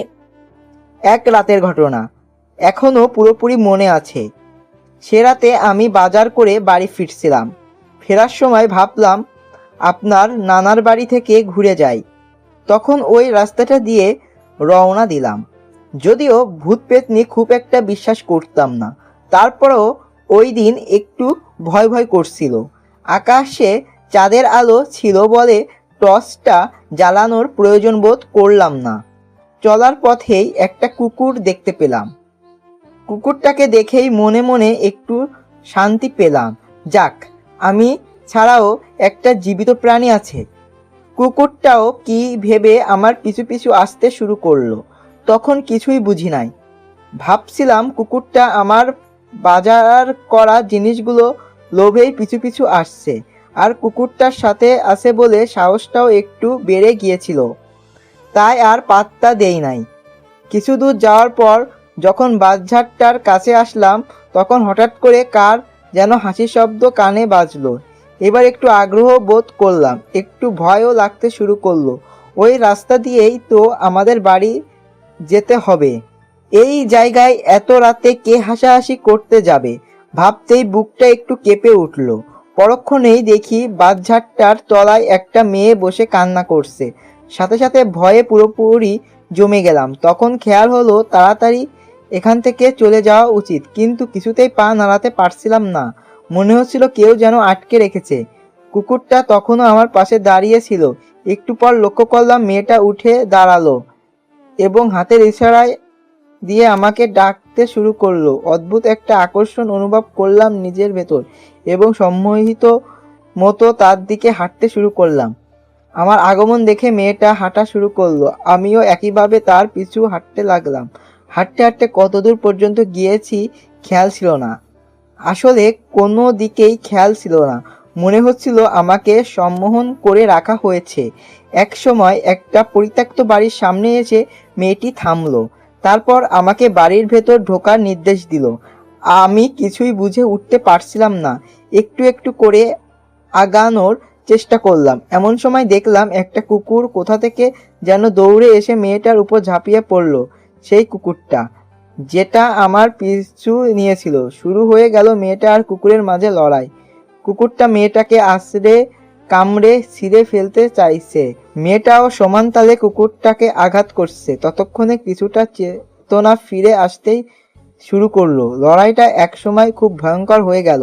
আমি আর সহ্য করতে পারলাম না, তখন জ্ঞান হারিয়ে সেখানেই শুয়ে পড়লাম। এরপর আর কিছুই মনে নেই। পরে সকালে হলে যখন ঘুম ভাঙলো তখন দেখলাম অনেকগুলো মুখ আমার দিকে ঝুঁকে রয়েছে। তাড়াতাড়ি উঠে বসার চেষ্টা করলাম, কিন্তু প্রচণ্ড দুর্বলতার কারণে উঠতে পারলাম না। কি হয়েছে বোঝার চেষ্টা করতে লাগলাম। পরক্ষণে গত রাতের কথা মনে পড়লো। তারপর আস্তে আস্তে সব বুঝতে পারলাম। এরপর একটু সুস্থ হওয়ার পর বাড়ির লোকজনের কাছ থেকে শুনলাম 3 দিন নাকি আমাকে খুঁজে পাওয়া যাচ্ছিল না। পরে লোকজন লাগিয়ে অনেক খোঁজাখুঁজির পর ওই মেয়েটার পরিত্যক্ত বাড়ি থেকে অজ্ঞান অবস্থায় আমাকে পাওয়া যায়। এর একদিন পর সকালে আমার জ্ঞান ফিরে আসে, আর আমি ভাবছিলাম মাত্র 1 রাত ঘুমিয়েছি। এরপর থেকেই আমার মধ্যে কিছু রহস্যময় আচরণ শুরু হয়। কি ধরনের রহস্যময় আচরণ? এবার সুযোগ পেয়ে লোকটা বাধা দিয়ে জিজ্ঞাসা করলাম। লোকটা কোনো জবাব না দিয়ে রহস্যময় একটা হাসি উপহার দিল। বুঝতে পারলাম লোকটা এই বিষয় নিয়ে আর কিছু বলতে চায় না। এরপর লোকটার সাথে পুরো রাস্তায় আর কথা হয়নি। আমি বিষয়টা ব্যাখ্যা কি হতে পারে তা নিয়ে অনেকক্ষণ চিন্তা করতে লাগলাম, কিন্তু চিন্তা করেও কোনো ব্যাখ্যা দাঁড় করাতে পারলাম না। শেষে ভাবলাম পৃথিবীতে কত রহস্যময় ব্যাপার ঘটে থাকে, সবকিছুর ব্যাখ্যা খুঁজে পাওয়া যায় না। বাসায় যখন পৌঁছালো তখন রাত 10টা বেজে গিয়েছে। রাস্তায় জ্যামের কারণে বেশি দেরি হয়ে গেছে। এত রাতে একা যেতে হবে ভেবে একটু ভয়ে ভয়ে লাগলাম। তখন লোকটাকে বললাম একসাথে চলেন। তিনি এক কথায় রাজি হয়ে গেলেন। একটু খটকা লাগলো। দুজন মিলে হাঁটা শুরু করলাম। হাঁটতে হাঁটতে খুব একটা কথা হয়নি। একসময় ওনার গল্পের সেই রাস্তার ধার চলে আসলাম। পাশে লোকটা থাকা সত্ত্বেও ভয়টা একটু বাড়তে শুরু করলো। কিছুক্ষণ পর যখন বাঁশঝাড়টার কাছে আসলাম তখন হঠাৎ দেখলাম খুব সুন্দর চেহারা একজন মেয়ে একটা কুপি হাতে দাঁড়িয়ে আছে। কুপির কম্পনার শিখাটার কারণে মেয়েটার চেহারাও কেঁপে কেঁপে উঠছে। প্রচণ্ড ভয়ে আড়ষ্ট হয়ে গেলাম। পরক্ষণেই পাশে তাকিয়ে দেখি আমার সাথে লোকটা নেই। আবার বাঁশঝাড়টার দিকে তাকিয়ে দেখি মেয়েটাও হাওয়া হয়ে গেছে। ভয়ে আতঙ্কে আমার অবস্থান তখন দিশেহারা। তাড়াতাড়ি করে কোনো মতে পা চালিয়ে বাড়ি পৌঁছে গেলাম। বারবার মেয়েটির সুন্দর মুখটা চোখের সামনে ভেসে উঠল। পরে নানাকে জিজ্ঞাসা করার পর জানতে পারলাম সাকির নামে সেই লোকটা নাকি মেয়েটাকে ধর্ষণ করার পর হত্যা করেছিল। একদিন ওই পথে যাওয়ার সময় সে রহস্যজনকভাবে হারিয়ে গিয়েছিল। এরপর থেকে তাকে আর কোথাও খুঁজে পাওয়া যায়নি, এবং সে যে কাহিনী শোনালো তার অধিকাংশই নাকি মিথ্যা ছিল। এই কথা শোনার পর বড়সড় একটা ঢোক গিললাম। সেই দিন কি তাহলে একটা ভূতের সাথে এতটা পথ পাড়ি দিয়ে এসেছি? ভাবতেই কেমন একটা শিহরণ অনুভব হলো। অনেক চিন্তা করেও এই ঘটনার কোনো ব্যাখ্যা খুঁজে পেলাম না। পৃথিবীতে কতই না রহস্য ব্যাপার ঘটতে থাকে। কথাগুলো বলে থামে স্যার। আজকে ওনার কথায় তেমন কোনো রহস্যের গন্ধ আসছে না। স্যারের চোখের চশমা ঠিক করে পেছনের দিকে তাকায়, দেখে একটা ছেলে, নামটা সাইফুল শানের অজানা। ছেলেটার পরনে দামি একটা সাদা কালারের শার্ট, বুকের বোতামটা লাগানো, চোখে মোটা ফ্রেমের স্টুডেন্ট চশমা। ছেলেটার মুখে মণ্ডলে রয়েছে অজস্র মায়া। ছেলেটা আর কেউ নয়, সেই রাফি। সাইফুল স্যার হাতের ইশারায় রাফিকে দাঁড়াতে বলে। রাফি দাঁত বের করে একটা হাসি দিয়ে স্যারকে বলে, স্যার আমাকে কিছু বলবেন? রাফির কথা শুনে স্যার মুচকি হেসে বলে, কিছু বলার জন্য দাঁড় করিয়েছি। তোমাকে নতুন দেখছি এই ক্লাসে। তার নাম কি তোমার? আমার নাম রাফি হাসান। নামটা বেশ সুন্দর, কিন্তু তুমি শার্টের বুকের বোতাম লাগিয়ে রেখেছো কেন? গরম লাগছে না? গরম লাগবে কেন? আমি তো মোটা মানুষ না যে আমার গরম লাগবে। রাফির এমন বোকা বোকা উত্তর শুনে স্যার চুপ হয়ে যায়। রাফি ছেলেটা ভার্সিটিতে বেশ হাসি খুশি থাকে, কিন্তু বোকা বলে কেউ রাফির সাথে মিশতে চায় না। রাফি ক্লাস থেকে বের হয়ে শহীদ মিনারের দিকে যায়। কিছু মেয়ে সেখানে বসে আড্ডা দিচ্ছে, হয়তো তাদের গুরুত্বপূর্ণ কথোপকথন। রাফি এগুলো শুনতে চায় না, তাই সে গাছতলায় বসার জন্য পা বাড়ায়। তখনই কেউ পিছন থেকে মেয়েলি কণ্ঠে রাফিকে উদ্দেশ্য করে ডাক দেয়। কণ্ঠটা রাফির কাছে কেমন যেন পরিচিত পরিচিত মনে হচ্ছে, যেন আগেও কোথাও শুনেছে সে। রাফি পিছনে ফিরে তাকায়। 6 জন মেয়ে শহীদ মিনারে বসে আছে। রাফি পেছনে ফিরলেই মেয়েগুলোর মধ্যে থাকা একটা মেয়ে হাতের ইশারায় ডাকে। রাফি হালকা অবাক হয়ে মেয়েটাকে দেখে, কারণ কোনো এক রাতে মেয়েটি বিপদে পড়েছিল আর রাফি তাকে বাঁচিয়েছে। অন্ধকার রাজনীতির মেয়েটির মুখে রাফির কাছে অস্পষ্ট ছিল, কিন্তু আজকের মেয়েটার কণ্ঠে আর সেই রাতের মেয়েটার কণ্ঠ একই, চেহারাও অনেকটা মিল। রাফি মেয়েগুলোর কাছে এসে দাঁড়ায়, পরিষ্কার মাঝারি আকারের দাঁতগুলো বের করে বড় একটা হাসি দেয়। মেয়েগুলোর মধ্যে থেকে নুসরাত নামের মেয়েটি রাফিকে উদ্দেশ্য করে বলে, এই ছেলে, তুমি এমন বোকার মতো করে হাসতেছো কেন? আমাদের সামনে কি লজ্জা করছে? আমি এমনই, সবসময় হাসি খুশি থাকতে পছন্দ করি, তবে মেয়েদের দেখে আমার লজ্জা করে না। রাফির কণ্ঠটা নুসরাতের কাছে কেমন যেন পরিচিত পরিচিত মনে হচ্ছে, তাই সে জিজ্ঞেস করে, আচ্ছা, তোমার সাথে কি আগে কখনো আমার দেখা হয়েছে? না, আপনাকে আমি আজ জীবনে প্রথম দেখছি, আগে কখনো দেখিনি। কিন্তু হঠাৎ এরা জিজ্ঞেস করলেন কেন? তোমার কণ্ঠটা না আমি আগে কোথাও শুনেছি, কিন্তু কোথায় সেটা আমি মনে করতে পারতেছি না। তুমি ভার্সিটিতে কি নতুন নাকি? আমি ভার্সিটিতে নতুন, দ্বিতীয় বর্ষে, ইকোনমিক্স ডিপার্টমেন্টে। আপনি? আমি তোমার সাথেই পড়ি, কিন্তু অন্য ডিপার্টমেন্টে। রাফি কথাটা শুনে মুচকি হাসে। রাফির কেমন যেন একটা অন্যরকম অনুভূতি হাতছানা দিচ্ছে।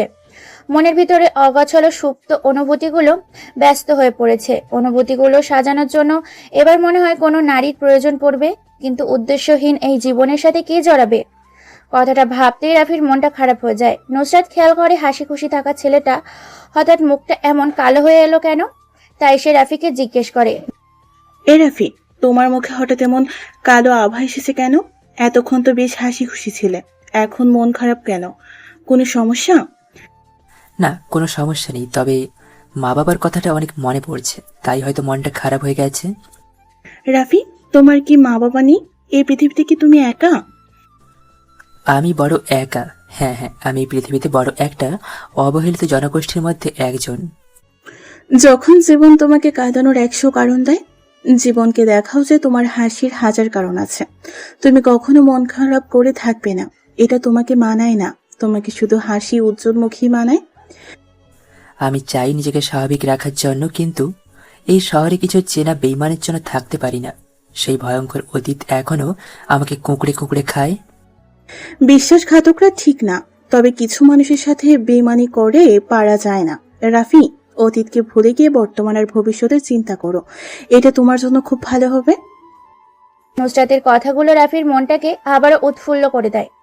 রাফি আশেপাশে তাকায়, দেখে ভার্সিটির প্রায় অনেক ছেলে রাফির দিকে রাগী মুড নিয়ে তাকিয়ে আছে। ভার্সিটির সকলের ক্রাশ হচ্ছে নুসরাত।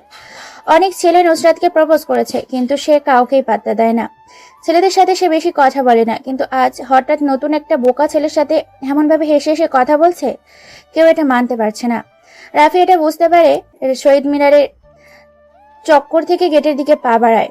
নুসরাত মেয়েটা সব মেয়েদের থেকে আলাদা, ধনী হবার সত্ত্বেও সবার সাথে অল্প সময়ে মিশে যায়। রাফির নুসরাতকে অনেক পছন্দ হয়েছে, কিন্তু এই কথাটা কিভাবে বলবে সে এটাই বুঝতে পারছে না রাফি। কিন্তু কে রাফিকে ভালোবাসবে? যেখানে রাফির আসল পরিচয় পেলে সবাই ভয় পেয়ে দূরে চলে যায়। তাহলে এটা জেনে কি নুসরাত রাফিকে ভালোবাসবে? জীবনটা অনেক সুন্দর যদি কারো ভালোবাসায় এই জীবন পূর্ণতা পায়। যদি কেউ কষ্টটা ভাগ করে নিতে চায়, নিজের সকল আনন্দ সেই প্রয়াসীর মাঝে বিলিয়ে দিতে চায়। ভাই, শহরের নতুন কমিশনার এসেছে। কালকে রাতেই খুনটা নিয়ে শহরে অনেক ঝামেলা হয়েছে। সালমান আর লোকজন নিয়ে বিশৃঙ্খলা সৃষ্টি করেছে। শহরের জনগণ আতঙ্কিত হয়ে গেছে। উপর থেকে খবর এসেছে রাফু ভাইকে মৃত্যু অথবা জীবিত দেখতে চায় জনগণ। রাত প্রায় 9:15। রাফি ব্যালকনিতে বসে একা একা ছত্রবিলাস করছে আর মনের সুখে একটার পর একটা সিগারেট টেনে যাচ্ছে। সিগারেট খাওয়া স্বাস্থ্যের জন্য ক্ষতিকর, এটা জেনেও মানুষ এটা খায়। এটা তার বদ অভ্যাস না, এটা তার নেশা। কিছু কিছু নেশা জীবনের সাথে এমনভাবে মিশে যায় যা ছেড়ে যাওয়া সম্ভব হয় না। যদি ছেড়ে দেওয়ার চেষ্টা করি তাহলে নিজের কাছে আর কিছুই ভালো লাগবে না। রাফির কাছেও ব্যাপারটা এমন মনে হয়। সেই সিগারেট খাওয়াটাই এনজয় করে। রাতের আকাশে চাঁদ দেখার মাঝেই আলাদা কিছু একটা চন্দ্রবিলাস করতে কেমন যেন অনুভূতিহীন লাগে। চন্দ্রবিলাস আর সিগারেট টানতে রাফি এমন ব্যস্ত যে টনি কখন থেকে তার পাশে বসেছে সেটা তার খেয়ালই নেই। টনি হালকা করে একটা শুকনো কাশি দেয়। রাফি আকাশের দিকে দৃষ্টিটা সরিয়ে টনির দিকে তাকায়। টনি মনে হয় আজকে ক্লিন শেপ দিয়েছে, যার কারণে চাঁদের আলোয় মুখটা স্পষ্ট বোঝা যাচ্ছে। ছেলেটার মুখটা অনেক মায়াবী, চোখ জোড়া দুটো হালকা ঘোলাটে, যার কারণে তাকে আরো আকর্ষণীয় লাগে। রাখি জ্বলন্ত সিগারেটটা আর একটা টান দিয়ে ধোঁয়াগুলো ছাড়তে ছাড়তে বলে, রাফু ভাইকে কখনো দেখেছে কেউ? কি তার চেহারা, শুধু তার অস্তিত্বই বোঝা যায়, আর কিছু না। তাহলে কি হয় চিন্তা করে পুলিশ রাফু ভাইকে ধরবে? ভাই, আমার মনে হয় কি আপনার কিছুদিন মিশনে যাওয়া বন্ধ করে দিন। শহরের অবস্থা বেশি একটা ভালো না, প্রতিটা রাস্তায় রাস্তায় পুলিশের কড়া নজরদারি চলছে। প্রত্যেককে দেখার জন্য কাজ করছে, আমি অদৃশ্য হয়ে তা করে বেড়াচ্ছি।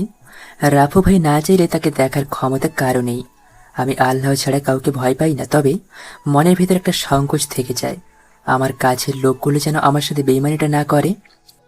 ভাই, অনেকদিন ধরেই একটা জিনিস জানার খুব আগ্রহ, মনের ভিতর উথাল পাথাল করছে। আপনি যদি অনুমতি দেন তাহলেই বলতে। বল, কি জিজ্ঞেস করবি আমাকে? তবে এখনো কোনো প্রশ্ন জিজ্ঞেস করবি না যেটা আমার পক্ষে উত্তর দেওয়া সম্ভব না হয়ে যায়। ভাই, আপনার আপনজনেরা কোথায়? কি আপনার অতীত? কে এই সালমান যাকে মারার জন্য আপনি এত মাইন্ড গেম খেলতেন? যেখানে আপনি একটা ফোন করলেই সব ঝামেলা শেষ হয়ে যায়, সেখানে আপনি নিজেই সালমানকে খুঁজে বেড়াচ্ছেন। সবকিছু আজকে আমার খুলে বলবেন? টনির এমন প্রশ্ন শুনে কিছুক্ষণের জন্য নিস্তব্ধ হয়ে যায় রাফি। টনির মুখে আজ পর্যন্ত এমন কথা শোনেনি রাফি, কিন্তু আজ হঠাৎ নতুন করে এমন একটা প্রশ্ন করে ফেলবে ভাবতেও পারছে না রাফি।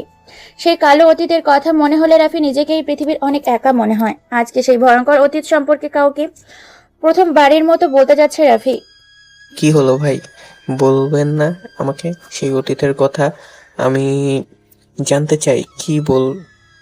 টনির কথায় রাফির ধ্যান ভাঙে। রাফি আজকে নিজের ভয়ঙ্কর অতীত সম্পর্কে কাউকে বলে কিছুটা কষ্ট দূর করতে চায়। রাফি আরেকটা সিগারেট জ্বালায়। নিস্তব্ধ এই পরিবেশে শোনা যাচ্ছে দুজন মানুষের নিঃশ্বাস ফেলার নীরব শব্দ, আর জোনাকি পোকার মন কাড়ানো সেই পরিচিত ডাক। রাফি নিকোটিনের বিষাক্ত ধোঁয়াগুলো ছাড়তে ছাড়তে বলে, বলবো। আজ আমি প্রথম কাউকে বলবো আমার ভয়ঙ্কর অতীত সম্পর্কে। তবে আমার অতীতের কথা শুনে কিন্তু তুই কোনো কথা বলতে পারবি না। ভাই, আপনি শুরু করেন প্লিজ, আমি আর অপেক্ষা করতে পারছি না। রাফি একটা দীর্ঘশ্বাস ফেলে বলতে শুরু করে, সময়টা আরো 10 বছর আগের, যখন আমার বয়স 15 বছর। বাবা মা, আমি, চাচা, চাচি আর একটা ছোট্ট চাচাতো ভাই নিয়ে আমাদের পরিবার ছিল। সেই পরিবারের সবচেয়ে আদরের সন্তান ছিলাম আমি। আমার বাবা আর চাচার অনেক বড় বিজনেস ছিল, শহরে অনেক নামডাক ছিল, শত্রুর কোনো অভাব ছিল না, হেসে খেলে জীবন পার হচ্ছিল আমার। কিন্তু হঠাৎ আমার সেই হাসি খুশি জীবনে নেমে আসে অন্ধকারের প্রতিচ্ছবি। রাতে বাবা মাকে জীবিত দেখে ঘুমাতে গেছি, কিন্তু সকালে ঘুম থেকে উঠে মা বাবার রক্ত রঞ্জিত গলাকাটা দেহ দেখে বেশ অবাক হয়ে গিয়েছিলাম। বাকরুদ্ধ হয়ে যাই। আমি বলার মতো কিছুই ছিল না আমার। অঝরে কান্না করেছি আমি। আমাকে সান্ত্বনা দেওয়ার মতো পৃথিবীতে আর কেউ ছিল না। দিন পার হয়ে মাস আসে, আমার প্রতি সবার অবহেলা বাড়তে থাকে। চাচা চাচির মাথায় বোঝা হয়ে গেলাম আমি। কেউ আগের মতো আদর করে না আমায়। খেয়েছি নাকি খালি পেটে আছি জানার চেষ্টাও করে না কেউ। জীবনটা মরুভূমির মরিচিকার মতো হয়ে গেছে। কিছুদিন এইভাবে চলতে থাকার পর আমি চাচিকে বলি, ছোট মা, তোমরা সবাই আগের মতো আর আদর করো না কেন? আমার সাথে তেমন ভালো করে কথাও বলো না কেন? কি বলবো তোর সাথে? এমনিতেই আমার মাথার ওপর বসে বসে ঘরের অন্ন নষ্ট করছিস, কোনো কিছু করিস না, সারাদিন ঘরে বসে থাকিস মা বাবার ছবি নিয়ে। এখন থেকে যদি প্রতিদিন খেতে হয় তাহলে ঘরের কাজের লোকের সাথে কাজ করে খাবি, নয়তো কাল থেকে তোর খাওয়া বন্ধ।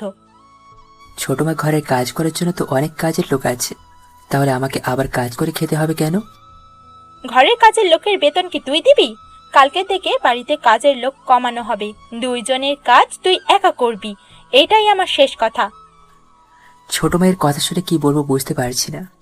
বেশ অসহায় দৃষ্টিতে তাকিয়েছিলাম আমি। এই কি সেই ছোট মা যে আমাকে প্রতি বেলা নিজের হাতে খাইয়ে দিত? আমার যেন এগুলো কিছু বিশ্বাস হচ্ছে না। মনের ভেতর একটা রাগ সৃষ্টি হয়। তাদের প্রতি বেঁচে থাকার জন্য আমার কষ্ট করতে হবে, তাই প্রতিদিন ঘরে কাজ করতাম। কাজের লোকের থেকে বেশি কাজ করতো আমাকে দিয়ে।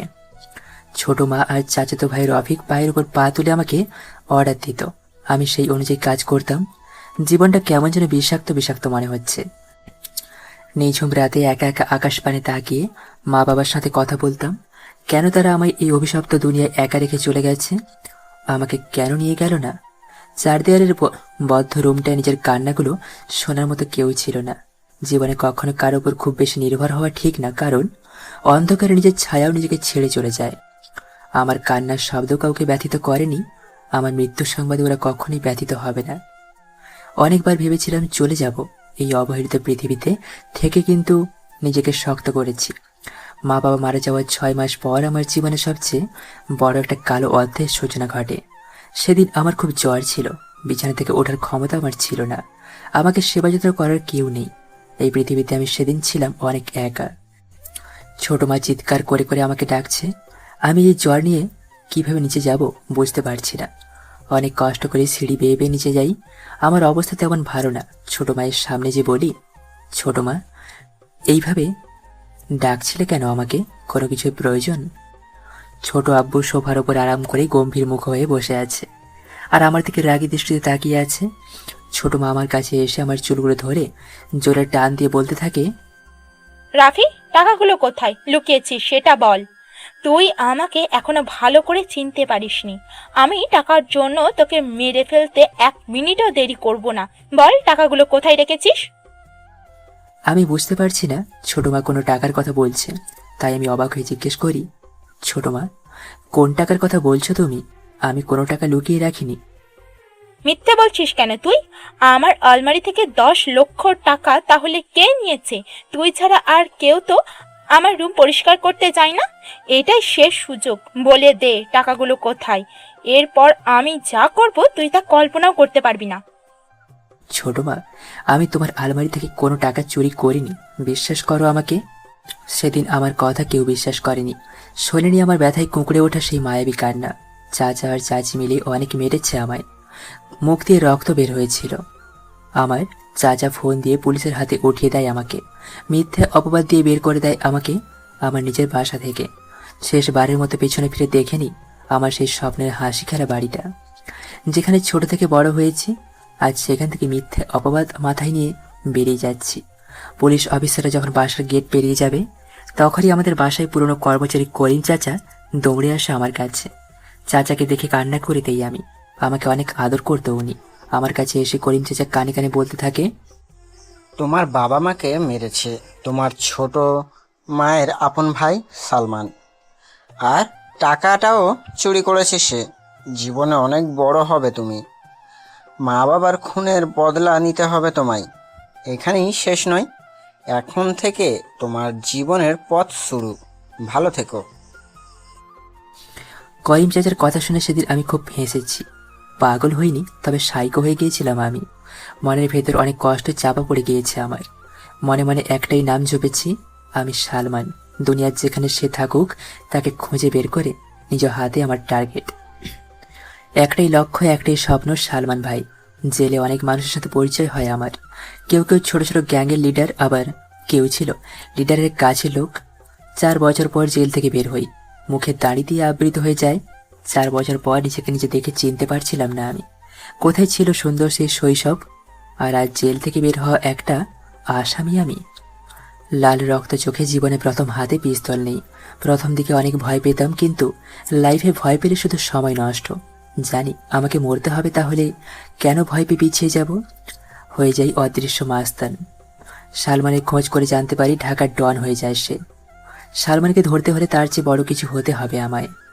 শুধু করি মাস্তানি, সারা দেশ ছড়ে যায় রাফু ভাই রাফু ভাই, কিন্তু এখনো সেই রাফু ভাইয়ের চেহারা সবার কাছে রহস্যময়ী। অনেক আবেগ নিয়ে কথাগুলো বলে থামে রাফি। রাত প্রায় শেষের দিকে। দূর থেকে শোনা যাচ্ছে মসজিদে দেওয়া মুয়াজ্জিনের ফজরের আজান। আজকে রাফি মসজিদে যাবে। অনেক দিন যাবৎ নামাজ পড়া হয় না তার। শরীরটা থেকে শার্টটা খুলে কালো একটা পাঞ্জাবি পরে নেয় সে। মাথায় টুপিটা লাগিয়ে রওনা দেয় মসজিদের উদ্দেশ্যে। মসজিদ থেকে এসে কলেজের উদ্দেশ্যে রওনা দেয়। কলেজের ভিতর ঢুকবে এমন সময় নুসরাতের বান্ধবী মিম রাফিকে দেখে নুসরাতকে বলে ওঠে, নুসরাত দেখ, কালকের বোকা ছেলেটা কি যেন নাম? ওহ, রাফি আজকে নতুন গেটআপ নিয়ে আসছে। মিমির কথা শুনে সবাই ক্যাম্পাসের গেটের দিকে তাকায়। একটা সুদর্শন যুবক ক্যাম্পাসে প্রবেশ করছে। পরনে তার কালো কালারের শার্ট, আগের মতো করে বুকের বোতামটা লাগানো না, স্টাইলিশ জিন্স, চোখের চশমা বদলে গেছে, আগেরটার মতো মোটা ফ্রেম না। কম বেশি অনেকেই রাফিকের দিকে তাকিয়েছে। আচ্ছা, হঠাৎ করে এমন করে বোকা ছেলেটা সবাইকে অবাক করে দিবে ভাবতেই পারছে না কেউ। রাফি নুসরাতদের দেখেও না দেখার ভান করে প্যান্টের পকেটে হাত দিয়ে চলে যাচ্ছে। তখনই নুসরাত রাফিকে ডাক দেয়।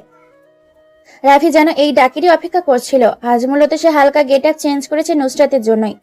রাফি নুসরাতদের সামনে যেয়ে দাঁড়ায়, কোনো কথা বলে না। আগ বাড়িয়ে নুসরাতই রাফিকে জিজ্ঞেস করে, কি ব্যাপার রাফি, আজ হঠাৎ এমন গেটআপ? নতুন গার্লফ্রেন্ড পেয়েছো নাকি? গার্লফ্রেন্ড না, তবে কোনো এক প্রেয়সীকে দেখার পর থেকে মনটা কেমন যেন করছে, তাই আর কি নিজেকে হালকা চেঞ্জ করার চেষ্টা করছি। আমরা তো দেখতেই পারছি কেমন চেঞ্জ। দামি শার্ট, প্যান্ট, চোখের চশমাটাও পরিবর্তন, হাতে লেটেস্ট মডেলের নতুন ঘড়ি, শরীরে পারফিউমের তাজা গন্ধ আসছে। বাহ, বেশ ভালোই তো নিজেকে চেঞ্জ করেছো একদিনে। চেষ্টা করেছি নিজেকে বদলাতে, আজ মনে হয় কিছুটা সফল হয়েছি। এই পৃথিবীতে টিকে থাকতে হলে নিজেকে আরো উন্নত করতে হবে।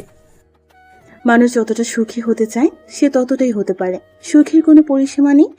ইচ্ছে করলে সুখকে আমরা আকাশ অভিসারী করে তুলতে পারি।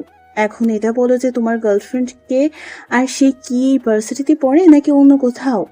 আমার সাথে পরিচয় করিয়ে দিবে কখন? কথাটা শুনে রাফি নুসরাতের কাছে যায়। রাফির শরীরে দেওয়া মারাত্মক পারফিউমের ঘ্রাণ নুসরাতকে কেমন যেন আকর্ষণ করছে। রাফি আরেকটু কাছে যেয়ে নুসরাতের কানে কানে যেয়ে বলে, অনুরোধ নয়, তবে অনুরাগে বলছি, আজ বিকেল 4টায় তোমার জন্য অপেক্ষা করব ধানমন্ডির লেকের পাড়ে।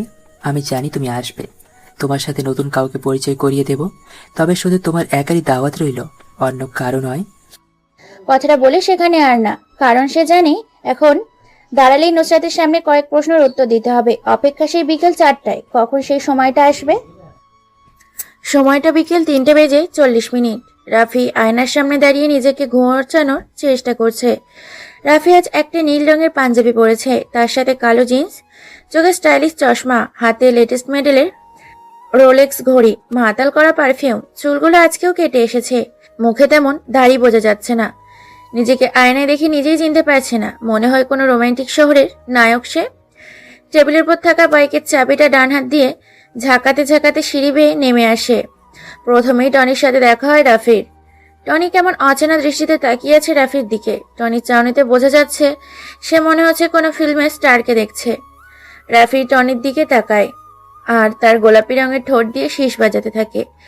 টনি এসে রাফির সামনে দাঁড়ায়, নিঃশব্দে পা থেকে মাথা অব্দি স্ক্যান করে সে। টনি বুঝতে পারছে না যে হঠাৎ একটা ছেলে এমন করে সাজার কি কারণ থাকতে পারে, তাই সে রাফিকে জিজ্ঞেস করে, ভাই দেখে মনে হচ্ছে কোথাও যাবেন, কিন্তু এমন ভাবে সেজেগুজে কোথায় যাবেন? রাফি নিঃশব্দে হাসে। সেই হাসিতে লেগে আছে অনেক বছর অপেক্ষা করার পর কোনো কিছু পাওয়ার উত্তেজনা। রাফি টনির প্রশ্নের উত্তরে বলে, যাচ্ছি কোনো এক প্রেয়সীকে নিজের আবেগময় শহরে আমন্ত্রণ জানানোর জন্য। কিন্তু ভাই, কে সেই অচেনা প্রেয়সী যার জন্য আজ এত বছর পর নিজের সুপ্ত অনুভূতির শহর তাকে জানান দিচ্ছেন? সময় হলে সবকিছু জানতে পারবি, তবে আমি না বলা পর্যন্ত কোনো বেশি কথা পছন্দ করি না, সেটা তুই ভালো করেই জানিস। ভাই, রাস্তায় যদি কোনো ঝামেলা হয় তাহলে সাথে সাথে আমাকে ডাকবেন, আমি চলে আসবো। কিন্তু আপনি কোনো ঝামেলা করলে ফেঁসে যাওয়ার ভয় বেশি। এই রাফি যদি নিজের ইচ্ছায় ধরা না দেয়, তাহলে পৃথিবীতে এমন কোনো পুলিশ এখনো জন্ম নেয়নি যে কিনা আমাকে ধরে থানায় নিয়ে যাবে।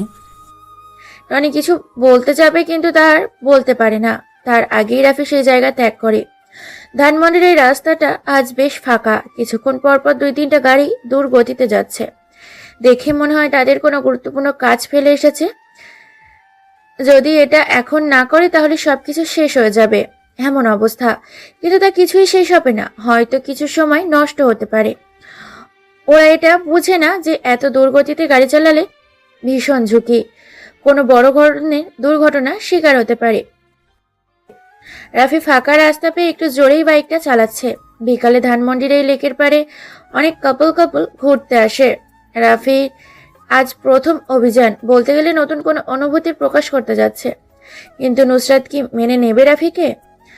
কোনো ঘটনা ঘটার আগে তা নিয়ে ভাবতে নেই, পরে দেখা গেছে সবকিছু নিজের কাছে ঘুলিয়ে যাচ্ছে। বর্তমানকে উপেক্ষা করে ভবিষ্যৎ নিয়ে বেশি চিন্তা করা ঠিক না। নুসরাত একটা বেঞ্চের ওপর বসে আছে, পরনে কালো কালারের একটা শাড়ি, হাতে কিছু রঙিন চুড়ি, মুখে কোনো কৃত্রিম মেকআপ করা নেই। এমনিতেই নুসরাতকে বেশ সুন্দর লাগে। মাথার চুলগুলো বাঁধা অবস্থায় না থাকলে তাকে যেন আরো মোহনীয় লাগতো। রাফি নুসরাতের সামনে এসে বাইকে কষে ব্রেক করে। নুসরাত অন্যমনস্ক থাকায় হঠাৎ বাইক থামায়, হালকা ভয় পেয়ে যায়। নুসরাত ছোট ছোট চোখ করে সামনের দিকে তাকায়। হাসি উজ্জ্বল সুদর্শন একটা যুবক বাইকে থেকে নেমে। ছেলেটার শরীরের গঠন বেশ ভালো, তবে ছেলেটা যেন রাফি, এটা চিনতে নুসরাতের বেশি সময় লাগেনি। দুজন দুজনের দিকে অপলক দৃষ্টিতে তাকিয়ে আছে, মনে হয় হাজার বছরের পরিচয় যেন তাদের। নুসরাত হালকা করে কাশি দেয়। রাফির ধ্যান গম্ভীরতা সব ভেঙে যায়। রাফি পেছন থেকে একটা তাজা গোলাপ বের করে হাঁটু গেড়ে প্রপোজ করার স্টাইলে নুসরাতের সামনে বসে বলতে থাকে, ভালোবাসা কি তা আমি জানি না, তবে কোনো এক অন্ধকার রজনীতে তোমাকে দেখে আমার মনের ভেতর লুকিয়ে থাকা সুপ্ত অনুভূতিগুলো কেমন যেন ব্যস্ত হয়ে পড়েছে। তোমাকে ভালোবাসি কথাটা বলার জন্য মনটা অনেকভাবে প্যাড়া দিচ্ছিল। আজ আমি সার্থক, তোমার সামনে বসে তোমাকে ভালোবাসি কথাটা বলতে পেরে। তুমি সেই কবিতা যা প্রতিদিন ভাবি, লিখতে পারি না। তুমি সেই ছবি যা কল্পনা করি, আঁকতে পারি না। তুমি সেই ভালোবাসা যা প্রতিদিন চাই কিন্তু তা কখনোই পাই না। আজ আমি অনেক করে পেতে চাই তোমার সেই মোহনীয় ভালোবাসার পরশ, যার জন্য অপেক্ষায় আছি প্রতিটা ক্ষণ। ভালোবাসা কি তপ্ত মরুর বালুর শিখা? ভালোবাসা কি নদীর স্রোতে ভাসমান কোনো নৌকা? ভালোবাসা কি ভেসে আসা কোনো সুখের ভেলা? ভালোবাসা কি দুঃখের মাঝে হাসি মিশ্রিত কান্না? ভালোবাসা কি কোনো এক অজানা ঠিকানা? আজ আমি খুব করে বলবো ভালোবাসি তোমায় প্রেয়সী, ভালোবাসি। নুসরাত হাত দিয়ে রাফিকে ইশারা করে বসা থেকে ওঠার জন্য। রাফি ভাবছিল নুসরাত তাকে চড় মারবে, কিন্তু সে তা কিছুই করেনি, সময় নিয়েছে। এবার নুসরাত বলতে থাকে, রাফি, একটা মানুষের পছন্দ থাকতেই পারে, এটার জন্য তাকে বেশি চাপ দেওয়া যাবে না। তোমার প্রপোজটা আমি মনে হয় গ্রহণ করতে পারবো না। রাফি মুচকি আসে। রাফি দেখতে পাচ্ছে নুসরাতের দৃষ্টি তার বাইকের ওপর। নুসরাতের চোখে কোনো কিছু জানার অনেক আগ্রহ দেখতে পাচ্ছে রাফি। কি কারণে আমার প্রেম নিবেদনটা তুমি গ্রহণ করতে পারবে না, সেটা কি আমি জানতে পারি? অবশ্যই ছেলেদের প্রতি আমার তেমন কোনো আগ্রহ নেই, তবে একটা ছেলেকে দেখে আমার সেই ধারণাটা পাল্টে যায়। কারণ আমার জীবনে কোনো এক করুণ মুহূর্তে সেই ছেলেটা এসে আমাকে বাঁচায়। সেদিন থেকে আমার মনের একটা জায়গা তার জন্য বারুদ্ধ হয়ে গেছে। রাফি এবার একটু শব্দ করে হেসে বলে, আচ্ছা নুসরাত, সেই ছেলেটা কি তোমাকে কোনো এক অন্ধকার জঙ্গল থেকে মানুষ নামে পশুর হাত থেকে রক্ষা করেছিল? হ্যাঁ হ্যাঁ, কিন্তু তুমি এটা কি করে জানলে? এই ঘটনাটা তো আমি ছাড়া আর তেমন কেউই কিছু বলেনি। তুমি এটা কিভাবে জানলে সেটা আমাকে বলো। রাফি কিছু বলে না, ঠোঁটে কোনো রহস্যময় হাসি রেখে লেকের পাড়ে নিঃশব্দে হাঁটতে থাকে। পেছন পেছন যে নুসরাত আসছে সেটা রাফি বেশ ভালোই বুঝতে পারছে। কি হলো রাফি, তুমি কিছু বলছো না কেন? এমন করে হঠাৎ চুপ হয়ে গেলে কেন? নুসরাত, আমার বাইকটা দেখে কি তোমার চেনা চেনা লাগছে? দেখো তো ভালো করে, কোথাও এমন বাইক দেখেছো কি না? আমি বেশ কিছুক্ষণ ধরে তোমার বাইকের উপর লক্ষ্য করছি।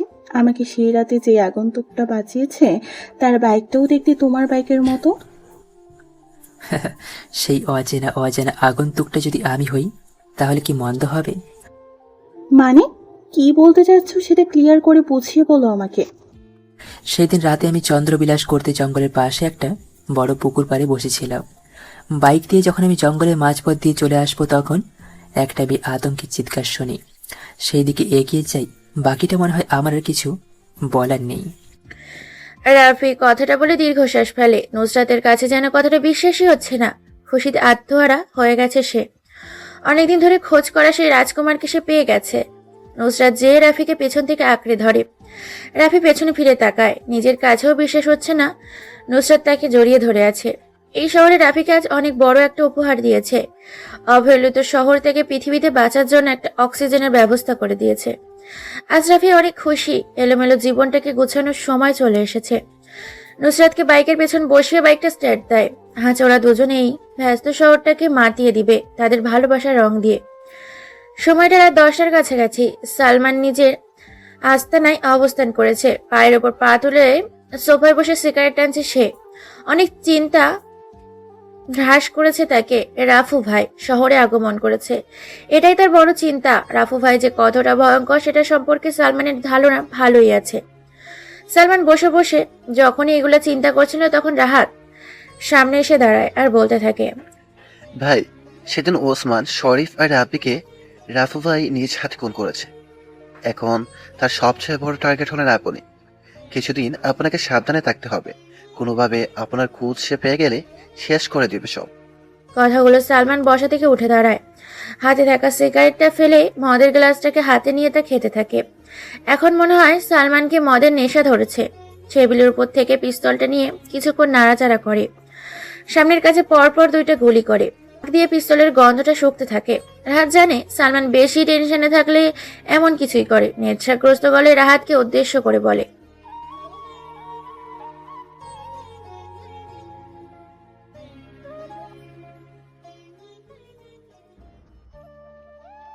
আজকে রাতেই চন্দ্রটা কেমন যেন করে আলো দিচ্ছে, ঘন দিনের চেয়ে অনেকটা আলাদা। এমন চাঁদের আলো অনেক বছর পর দেখা মেলে। বিজ্ঞানীর মতে এই সময় চাঁদ পৃথিবীর অনেকটা কাছে চলে আসে।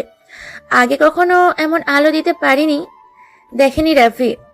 রাস্তার পাশে ছোট্ট ছোট্ট চা, পান, সিগারেট বিক্রি হয় দোকানগুলো এখনো বন্ধ করেনি। হয়তো আজ বিক্রি বাটা অন্য দিনের চেয়ে বেশি হচ্ছে। আর হবে নাই বা কেন, আজ আকাশে এমন একটা চাঁদ উঠেছে। শহরের অনেক মানুষ রাস্তা দিয়ে হাঁটবে আর মনোমুগ্ধকর সেই চন্দ্রবিলাস করবে। রাফি রাস্তার পাশে ছোট্ট দোকানে যায়। 3টে ছেলে বসে চা খাচ্ছে। বয়স তেমন হবে না, 24 থেকে 25। রাফি ভালো করে লক্ষ্য করে দেখে 2টা ছেলের বাম হাতে জ্বলন্ত সিগারেট। রাফি 2টা প্যাকেট মেনসন সিগারেট নেয়। 3টা ছেলে অবাক হয়ে যায় রাফির কাণ্ড দেখে। যেখানে মানুষ টাকার জন্য 5 টাকার পাইলট সিগারেট খায়, সেখানে রাফি তো 600 টাকা দিয়ে 2 প্যাকেট পেন্সিল সিগারেট নিচ্ছে। রাফি নতুন প্যাকেট থেকে একটা সিগারেট বের করে দোকানের লাইটার দিয়ে সিগারেটে আগুন জ্বালায়। 2টা টান দিয়ে পেছনে ফিরে তাকায় রাফি। 3টা ছেলে লোভনীয় দৃষ্টিতে চেয়ে আছে তার দিকে। মুচকি এসে রাফি পকেট থেকে আরো 3টা সিগারেট বের করে ছেলে 3টার হাতে দেয়। মোটামুটি ছেলেগুলোর মুখে তৃপ্তি হাসি দেখা মিলে। ওরা যেন এই সিগারেটের আশায় রাফির দিকে চেয়েছিল। রাফি দোকান ত্যাগ করে। মানুষের সাথে বেশি মিশে গেলেই সম্মান কমে যায়, নিজের কোনো মূল্য থাকে না অন্যের কাছে। যার কারণে সেই মানুষগুলো যখন তখন যে কোনো কথা লিমিট ক্রস করে বলে ফেলতে পারে। রাফি যা ভেবেছিল তাই হলো। আজকে রাস্তায় অনেক লোক হাঁটতে বের হয়েছে। কারো হাতে জ্বলছে জ্বলন্ত সিগারেট, আবার কারো হাতে দামি মোবাইল। রাফি চিন্তা করছে এই অপরূপ সৌন্দর্যের রাতে যদি নুসরাত পাশে থাকতো তাহলে কতই না ভালো হতো। কিন্তু আজ মনে হয় না সেই আশাটা পূরণ হবে। আরাফ, দেখ, তোর পাখিকে নিয়ে কেউ উড়াল দিয়েছে মনে হয়। পাখি এবার বন্ধ খাঁচা থেকে মুক্তি আকাশে উড়াল দিয়েছে। তুই চাইলেও আর ধরে আনতে পারবি না। আরাব বাইকের ওপর আরাম করে বসে বসে সিগারেট ফুঁকছিল। তখনই রিফাত হাসির ছলে জোরে একটা কথা বলে। আরাব রিফাতের দিকে তাকায়, দেখে রিফাত ভার্সিটির গেটের দিকে তাকিয়ে কথাটা বলছে। হাত দিয়ে রিফাতকে সরিয়ে গেটের দিকে তাকায় সে। কালো কালারের নিউ মডেলের নতুন বাইক R15 V3 নিয়ে রাফি প্রবেশ করছে। পিছন থেকে রাফিকে জড়িয়ে ধরে আছে নুসরাত। এটা দেখে অনেক রেগে যায় আরাফ। চার বহিঃপ্রকাশ করছে নিজের হাতে থাকা জ্বলন্ত সিগারেটটা জোরে চেপে ধরে আছে। রিফাত, শাওন, মাসুদ, তোরা সবাই যে হকি স্টিক, স্টেপ যা আছে সব নিয়ে আয়। আজকে এই রাফির বাচ্চাকে আমি শেষ করে দিব। ওর সাহস হয় কি করে আমার ভালোবাসার মানুষকে নিয়ে বাইকে করে ভার্সিটিতে আসার? আরাফের কথা শুনে সবাই চলে যায় জিনিসগুলো আনার জন্য।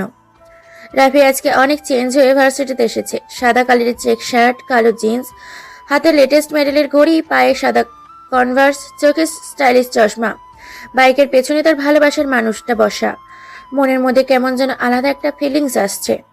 রাফি বাইকটা থামায়। সামনে আরাফ আর তার বন্ধুরা স্টাফ স্টিক নিয়ে দাঁড়িয়ে আছে। রাফি আর নুসরাত বাইক থেকে নেমে দাঁড়ায়। রাফিকে কোনো কিছু বলার সুযোগ না দিয়ে আরাফ তার হাতে থাকা শক্ত স্টিকটা দিয়ে জোরে একটা বাড়ি মারে রাফির পায়ে। রাফি ব্যথায় কুঁকড়ে ওঠে, তবে সেটা প্রকাশ করে না। শক্ত হয়ে দাঁড়িয়ে থাকে। ঠোঁটের কোণে ঝুলে আছে হতাশা ঢাকা সেই হাসি। নুসরাত সামনে এগিয়ে আসবে, তা আর সে পারে না। রাফি হাতের ইশারায় নুসরাতকে থামিয়ে দেয়। আরাফ একটু এগিয়ে যায় রাফির দিকে। রাফির কলারটা ধরে ভার্সিটির সবার সামনে নিয়ে আসে। রাফি কিচ্ছু বলে না। আরাফ জোরে জোরে চিৎকার করে বলে, আমি নুসরাতকে পছন্দ করি, এটা এই ক্যাম্পাসের সবাই ভালো করে জানে, তাই কোনো ছেলে নুসরাতের আশেপাশে ঘেঁষে না। কিন্তু তুই সেই দুঃসাহস করেছিস। আজ আমি তোর এমন অবস্থা করব যা দেখে ভার্সিটির সবাই ভয় পেয়ে যাবে। আমি কি আমার কোনো ছোট ভাইকে এখানে ডাকতে পারি? বেশি সময় নেব না, জাস্ট 10 মিনিট। রাফি কথাটা বলে আরাফের উত্তরের অপেক্ষায় থাকে। কম বেশি সবাই রাফির দিকে চেয়ে আছে। রাফি যে আজকে অনেক বড় বিপদে পড়েছে, কিন্তু সাহায্য করার মতো ইউনিভার্সিটিতে কেউ নেই। রাফির কথাটা শুনে আরাফ হাসতে হাসতে বলে, ডাক, তুই তোর কোন বাপকে এখানে ডাকবি? আজ আমার দেওয়ার শাস্তি থেকে তোকে কেউ বাঁচাতে পারবে না। রাফির প্রশ্নের উত্তর সে পেয়ে গেছে। মুচকি এসে সবার থেকে একটু দূরে যেয়ে পকেট থেকে দামি মোবাইলটা বের করে কাকে যেন ফোন দেয়। 2 মিনিট কথা বলে রাফি আগের জায়গায় এসে দাঁড়ায়। আরাফ এখন 10 মিনিট সময় অপেক্ষা করবে। আরাফ হাত দিয়ে কাউকে একটা চেয়ার আনতে পাঠায়। 4 পা বিশিষ্ট নীল কালারের চেয়ারে পায়ের ওপর পা তুলে বসে আরাফ।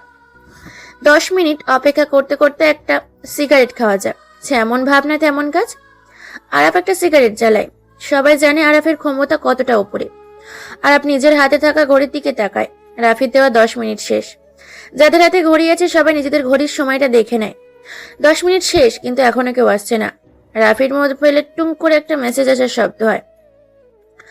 আরাফ সিগারেটটা নিচে ফেলে দেয়, বসা থেকে উঠে দাঁড়ায়, রাফির কাছে এসে বলে, নিজের হাতের ঘড়ির দিকে একটু তাকা, 10 মিনিট তো শেষ। তোর ছোট ভাই কি আসবে না তোকে বাঁচাতে? রাফির সবাই দেখতে হয় না, সে নিজেই সবাইকে নিজের অস্তিত্বে ঘোরায়। ছোট ভাই তো কখন এসে বসে আছে, কিন্তু তোরা কখন অ্যাকশন শুরু করবি সেটার অপেক্ষায় বসে আছে। রাফির কথাটা শুনে উপস্থিত সবাই ক্যাম্পাসের গেটের দিকে তাকায়, কিন্তু কাউকে আসতে দেখতে পাওয়া যাচ্ছে না। তাহলে কি রাফি মিথ্যে কথা বলছে? কিন্তু এখানে মিথ্যে বলে লাভ কি? বড় কোনো ধরনের সমস্যা এখানে আজ হবেই। কোথায় তোর ছোট ভাই? আমি দেখতে পাচ্ছি না কেন? নাকি আমার ভয়ে শিয়ালের মতো লেজ গুটিয়ে পালিয়েছে? রাফি কখনো কাউকে মিথ্যা কথা বলে না, এটা তার পছন্দ না। আমি একবার যখন বলেছি তখন তো নিশ্চয়ই আমার ছোট ভাই এসেছে, কিন্তু সে সবার চোখের আড়ালে। তোর দেখি অনেক মুখ ফুটেছে। এতদিন দেখতাম ভার্সিটিতে বোকার মতো আসতি, এখন মেয়ে পেয়ে নিজেকে পুরো চেঞ্জ। ভালো, বেশ ভালো। তোর এই পরিবর্তনটা আমার কাছে খুব ভালো লেগেছে। আমি নিজেকে পরিবর্তন করেছি ঠিকই, কিন্তু সেটা কোনো মেয়ের জন্য নয়। তোর এত সাহস আসে কোথা থেকে সেটাই বুঝতে পারছি না। সাহস ছোট থেকেই আমার। আজ নুসরাতের ভালোবাসার জোরটা একটু বেশি। আজ ভালোবাসা তোর মুখ থেকে আমি চিরতরে শেষ করে দিব। আর কখনো নুসরাতের দিকে তাকানোর সাহসও পাবি না তুই। কথাটা বলে আরাফ নিজের ডান পাটা দিয়ে রাফির বুকে জোরে লাথি মারে। রাফি একটু দূরে ছিটকে পড়ে। রাফি নিচে থেকে উঠে দাঁড়ায়। আরাফ যে রাফির মুখের পাশে সজোরে কিল মারে। আরাফ এত জোরেই মারে যার কারণে রাফির ঠোঁট কেটে গল গল করে রক্ত বেরোতে থাকে। রাফি ডান হাতটা দিয়ে ঠোঁটের কাছ থেকে রক্তটা নিয়ে দেখে উচ্চ কণ্ঠে হাসতে থাকে। আরাফ বোকা বনে যায়। একটা ছেলে ঠোঁট ফেটে রক্ত বেরোচ্ছে সেটা দেখে সে কিভাবে হাসতে পারে? রাফি কি পাগল হয়ে গেছে নাকি কিছু বুঝতে পারছে না। রিফাত পেছন থেকে রাফির কাছে গিয়ে দাঁড়ায়। হাতে থাকা স্টাম্পটা দিয়ে রাফিকে বাড়ি মারবে, তখনই কোথা থেকে একটা স্পাইপারের বুলেট এসে রিফাতের ডান পায়ে লাগে। রিফাত নিচে পড়ে যায়। ব্যথায় তার অবস্থা খারাপ, পা থেকে রক্ত পড়তে থাকে। সে নিচে বসে বসে 2 হাত দিয়ে রক্ত বন্ধ করার বৃথা চেষ্টা করছে। রাফি শব্দ করে হাসে। এই হাসিটা যেন আরাফের পছন্দ হয় না। রাফি হাসি তার কাছে বিষের মতো মনে হচ্ছে। সাবধানতা বজায় রেখে আরাফ ডান হাতে স্টিকটা নিয়ে রাফির দিকে এগিয়ে যায় মারার জন্য, কিন্তু সেটা আর পারে না আরাফ। এর আগেই গরম একটা বুলেট এসে আরাফের ডান হাতে লাগে। তার হাতে থেকে শক্ত স্টিকটা নিচে পড়ে যায়। বাম হাতটা দিয়ে ডান হাতের ওপর চেপে ধরে, কিন্তু এই ব্যথা যেন একটু কমার নয়। এখন যদি মৃত্যু হয়ে যেত তাহলে ভালো হতো। এই অসমাপ্ত ব্যথা সহ্য করার মতো না। আরাফদের এই করুণ অবস্থা দেখে পেছনে হাতে স্টিক নিয়ে দাঁড়িয়ে থাকা 2টা ছেলে দৌড়ে পালিয়ে যায়। উপস্থিত কেউই বুঝতে পারছে না কোথা থেকে সাইলেন্সার লাগানো বুলেট এসে লাগছে আরাফের শরীরে। সবাই অধিক আগ্রহ নিয়ে দেখা যাচ্ছে। রাফি চেয়ারটা টেনে বসে, একটা সিগারেট জ্বালায় সে। পরিবেশটা এখন শান্ত, তবে কিছুক্ষণ পর কি যে হবে জানা নেই কারো। সবার কাছে রাফিকে কেমন চেনা অজানা লাগছে। আগে কখনো রাফির এমন অবাক করা কাণ্ড দেখেনি। রাফি সিগারেটের বিষাক্ত ধোঁয়াগুলো উপরের দিকে ছাড়তে ছাড়তে বলে, আরাফ, কেমন লাগলো আমার শেষ খেলাটা? এতক্ষণ ধরে আমি তোকে কিচ্ছু বলিনি, এর মানে এই না যে আমি বোকা। আমি কিছু বলতে পারবো না। আমি শত্রুকে মারতে একটু টাইম নেই। দেখতে চাই শত্রু আমার প্রতি কতটা কঠোর হতে পারে। কুত্তার বাচ্চা, তোকে আমি দেখে নিব। তুই আমাকে চিনিস না আমি কে, কি আমার ক্ষমতা এই সম্পর্কে তোর কোনো ধারণা নেই। আমি নিজেই নিজের ক্ষমতা সম্পর্কে ধারণা নেই, আবার তোর ক্ষমতা সম্পর্কে কি জানবো আমি? রাস্তার পাতি কুকুরগুলো একটু বেশি চেল্লায়, আর সিংহের একটাই গর্জন যথেষ্ট শহরটা কাঁপানোর জন্য। পিছন থেকে গুলি করে কে? নিশ্চয়ই তোর ছোট ভাই। সাহস থাকলে বল সামনে আসতে, দেখি কার কত দম। মশা মেরে হাত কালো করার কোনো ইচ্ছে আমার নেই। সিংহ সিংহের সাথে লড়াই করবে, কোনো পাতি কুকুরের সাথে না। কথাটা বলে বসা থেকে উঠে দাঁড়ায় রাফি। বাম হাতটা দিয়ে চেয়ারটাকে ফেলে দেয় সে। সামনে যেয়ে নুসরাতের হাতটা ধরে সে। পেছন থেকে চিৎকার দিয়ে আরাব বলে, রাফি, তোর সাথে আমার আবার দেখা হবে। এখন সময়টা তোর ছিল, কিন্তু তখন আমি সময়টাকে নিজের করে নিব। চ্যালেঞ্জ রইল। আরাফের কথা শুনে রাফি মাথাটা বাঁকা করে জোরে বলে, দাওয়াত রইল আমার নির্বচ্ছিন্ন শহরে। নিজের শহরে ডেকে এনে ভালো খাতিরদারি করব, চলে আসিস। রাফি কথাটা বলে সেখানে আর দাঁড়ায় না। নুসরাতকে বাইকের পেছনে বসিয়ে রওনা দেয় তাদের গন্তব্যে। রাত 12টা কিংবা 1টা হবে। বাইরে মুষলধারে বৃষ্টি পড়ছে। শহরটা এই বৃষ্টিতে ভিজতে ভিজতে পরিষ্কার হয়ে যাচ্ছে, কিন্তু এই শহরের কিছু মানুষ মন এখনো পরিষ্কার হয়নি। ভিতরে রয়ে গেছে অহংকার, হিংসা, মিথ্যে, আরো কত কিছু। মিরপুরের এই রাস্তাটা আজ বড্ড ফাঁকা, কোথাও কোনো মানুষের আনাগোনা নেই। নিস্তব্ধ হয়ে গেছে ব্যস্ত শহরটা। দূর থেকে ল্যাম্পপোস্টের আলো স্পষ্ট দেখা যাচ্ছে। মিরপুরের এই নীরব রাস্তায় একদল লোক দাঁড়িয়ে আছে, পরনে সবার রেইনকোট। রেইনকোটে কালো কালারের আবার কালো হলুদ। কেন তারা এইভাবে বৃষ্টির মধ্যে রাস্তায় দাঁড়িয়ে আছে? কি তাদের উদ্দেশ্য?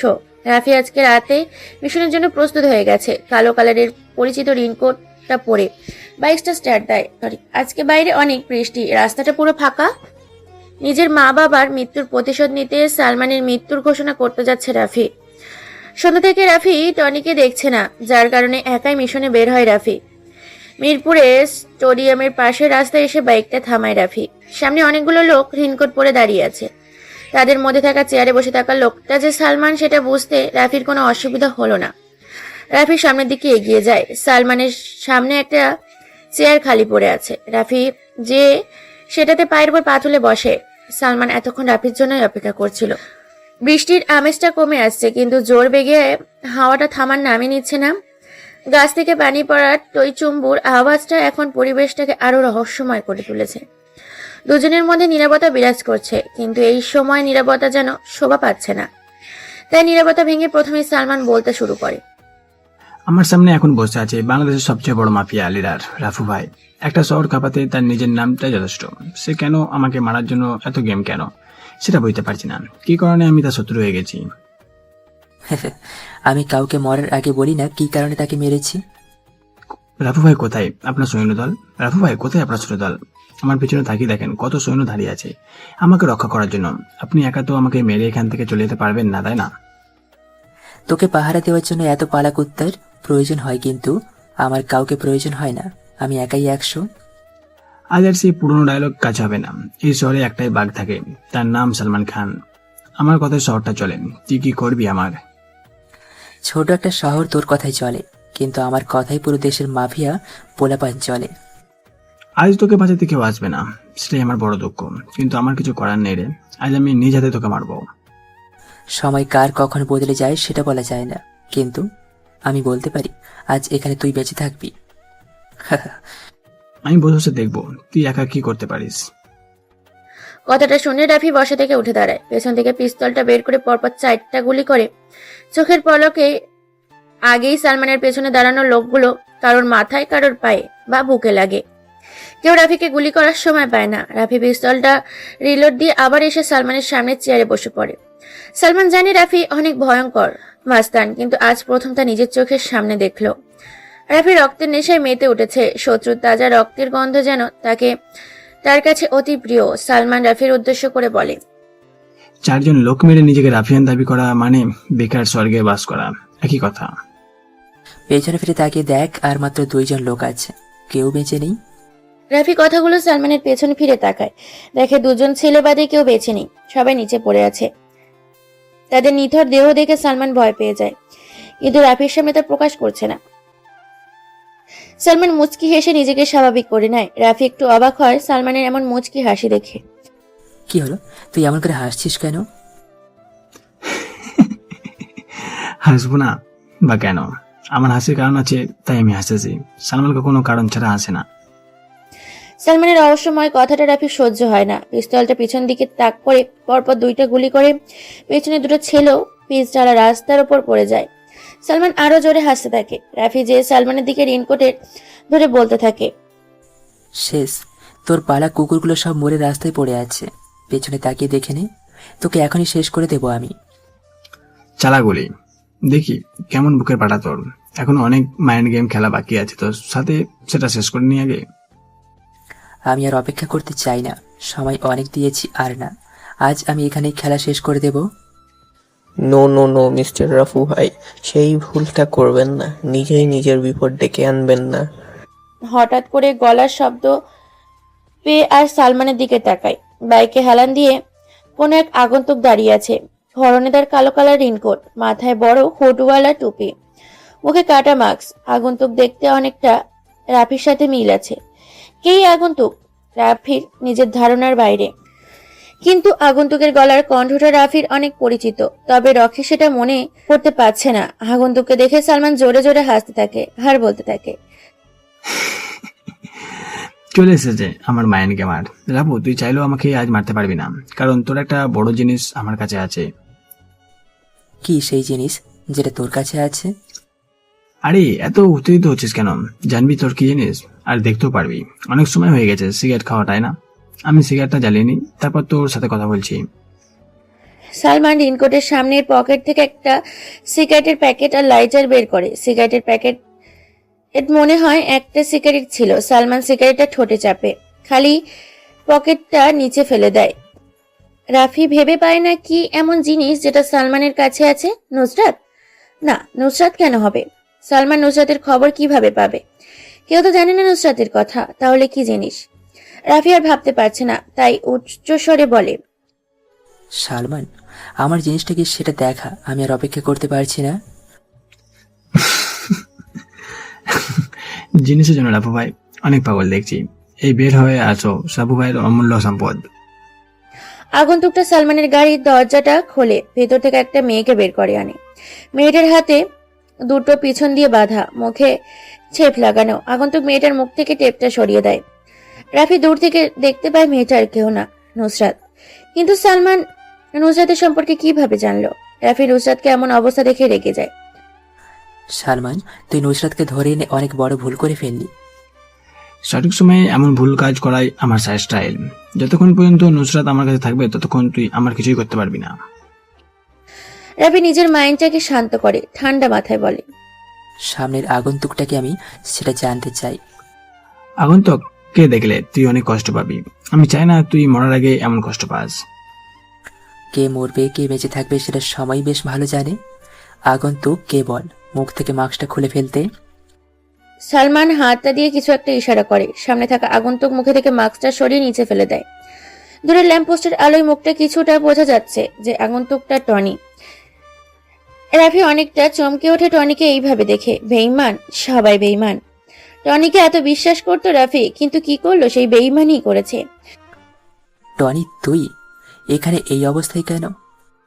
ভাই টাকা টাকা সব তার খেলা। সালমান ভাই আমাকে 10 কোটি টাকার অফার করে তোমার সাথে বেইমানি করার জন্য, আমিও তাই করি।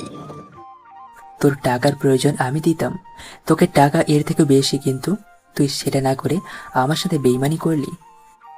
কিছু করার নেই রাফু, টাকার জন্য সবাই সবকিছু করতে প্রস্তুত আছে। রাফি আর সহ্য করতে পারে না। খেলাটা এখানেই শেষ করা দরকার। রাফির কোমরের কভার প্যান্টের থেকে ছোট্ট একটা পিস্তল বের করে চোখের পলকেই আগে 2টা গুলি করে, যে টনির কপাল ভেদ করে বাইরে চলে যায়। টনি নিস্তেজ হয়ে নিচে পড়ে যায়।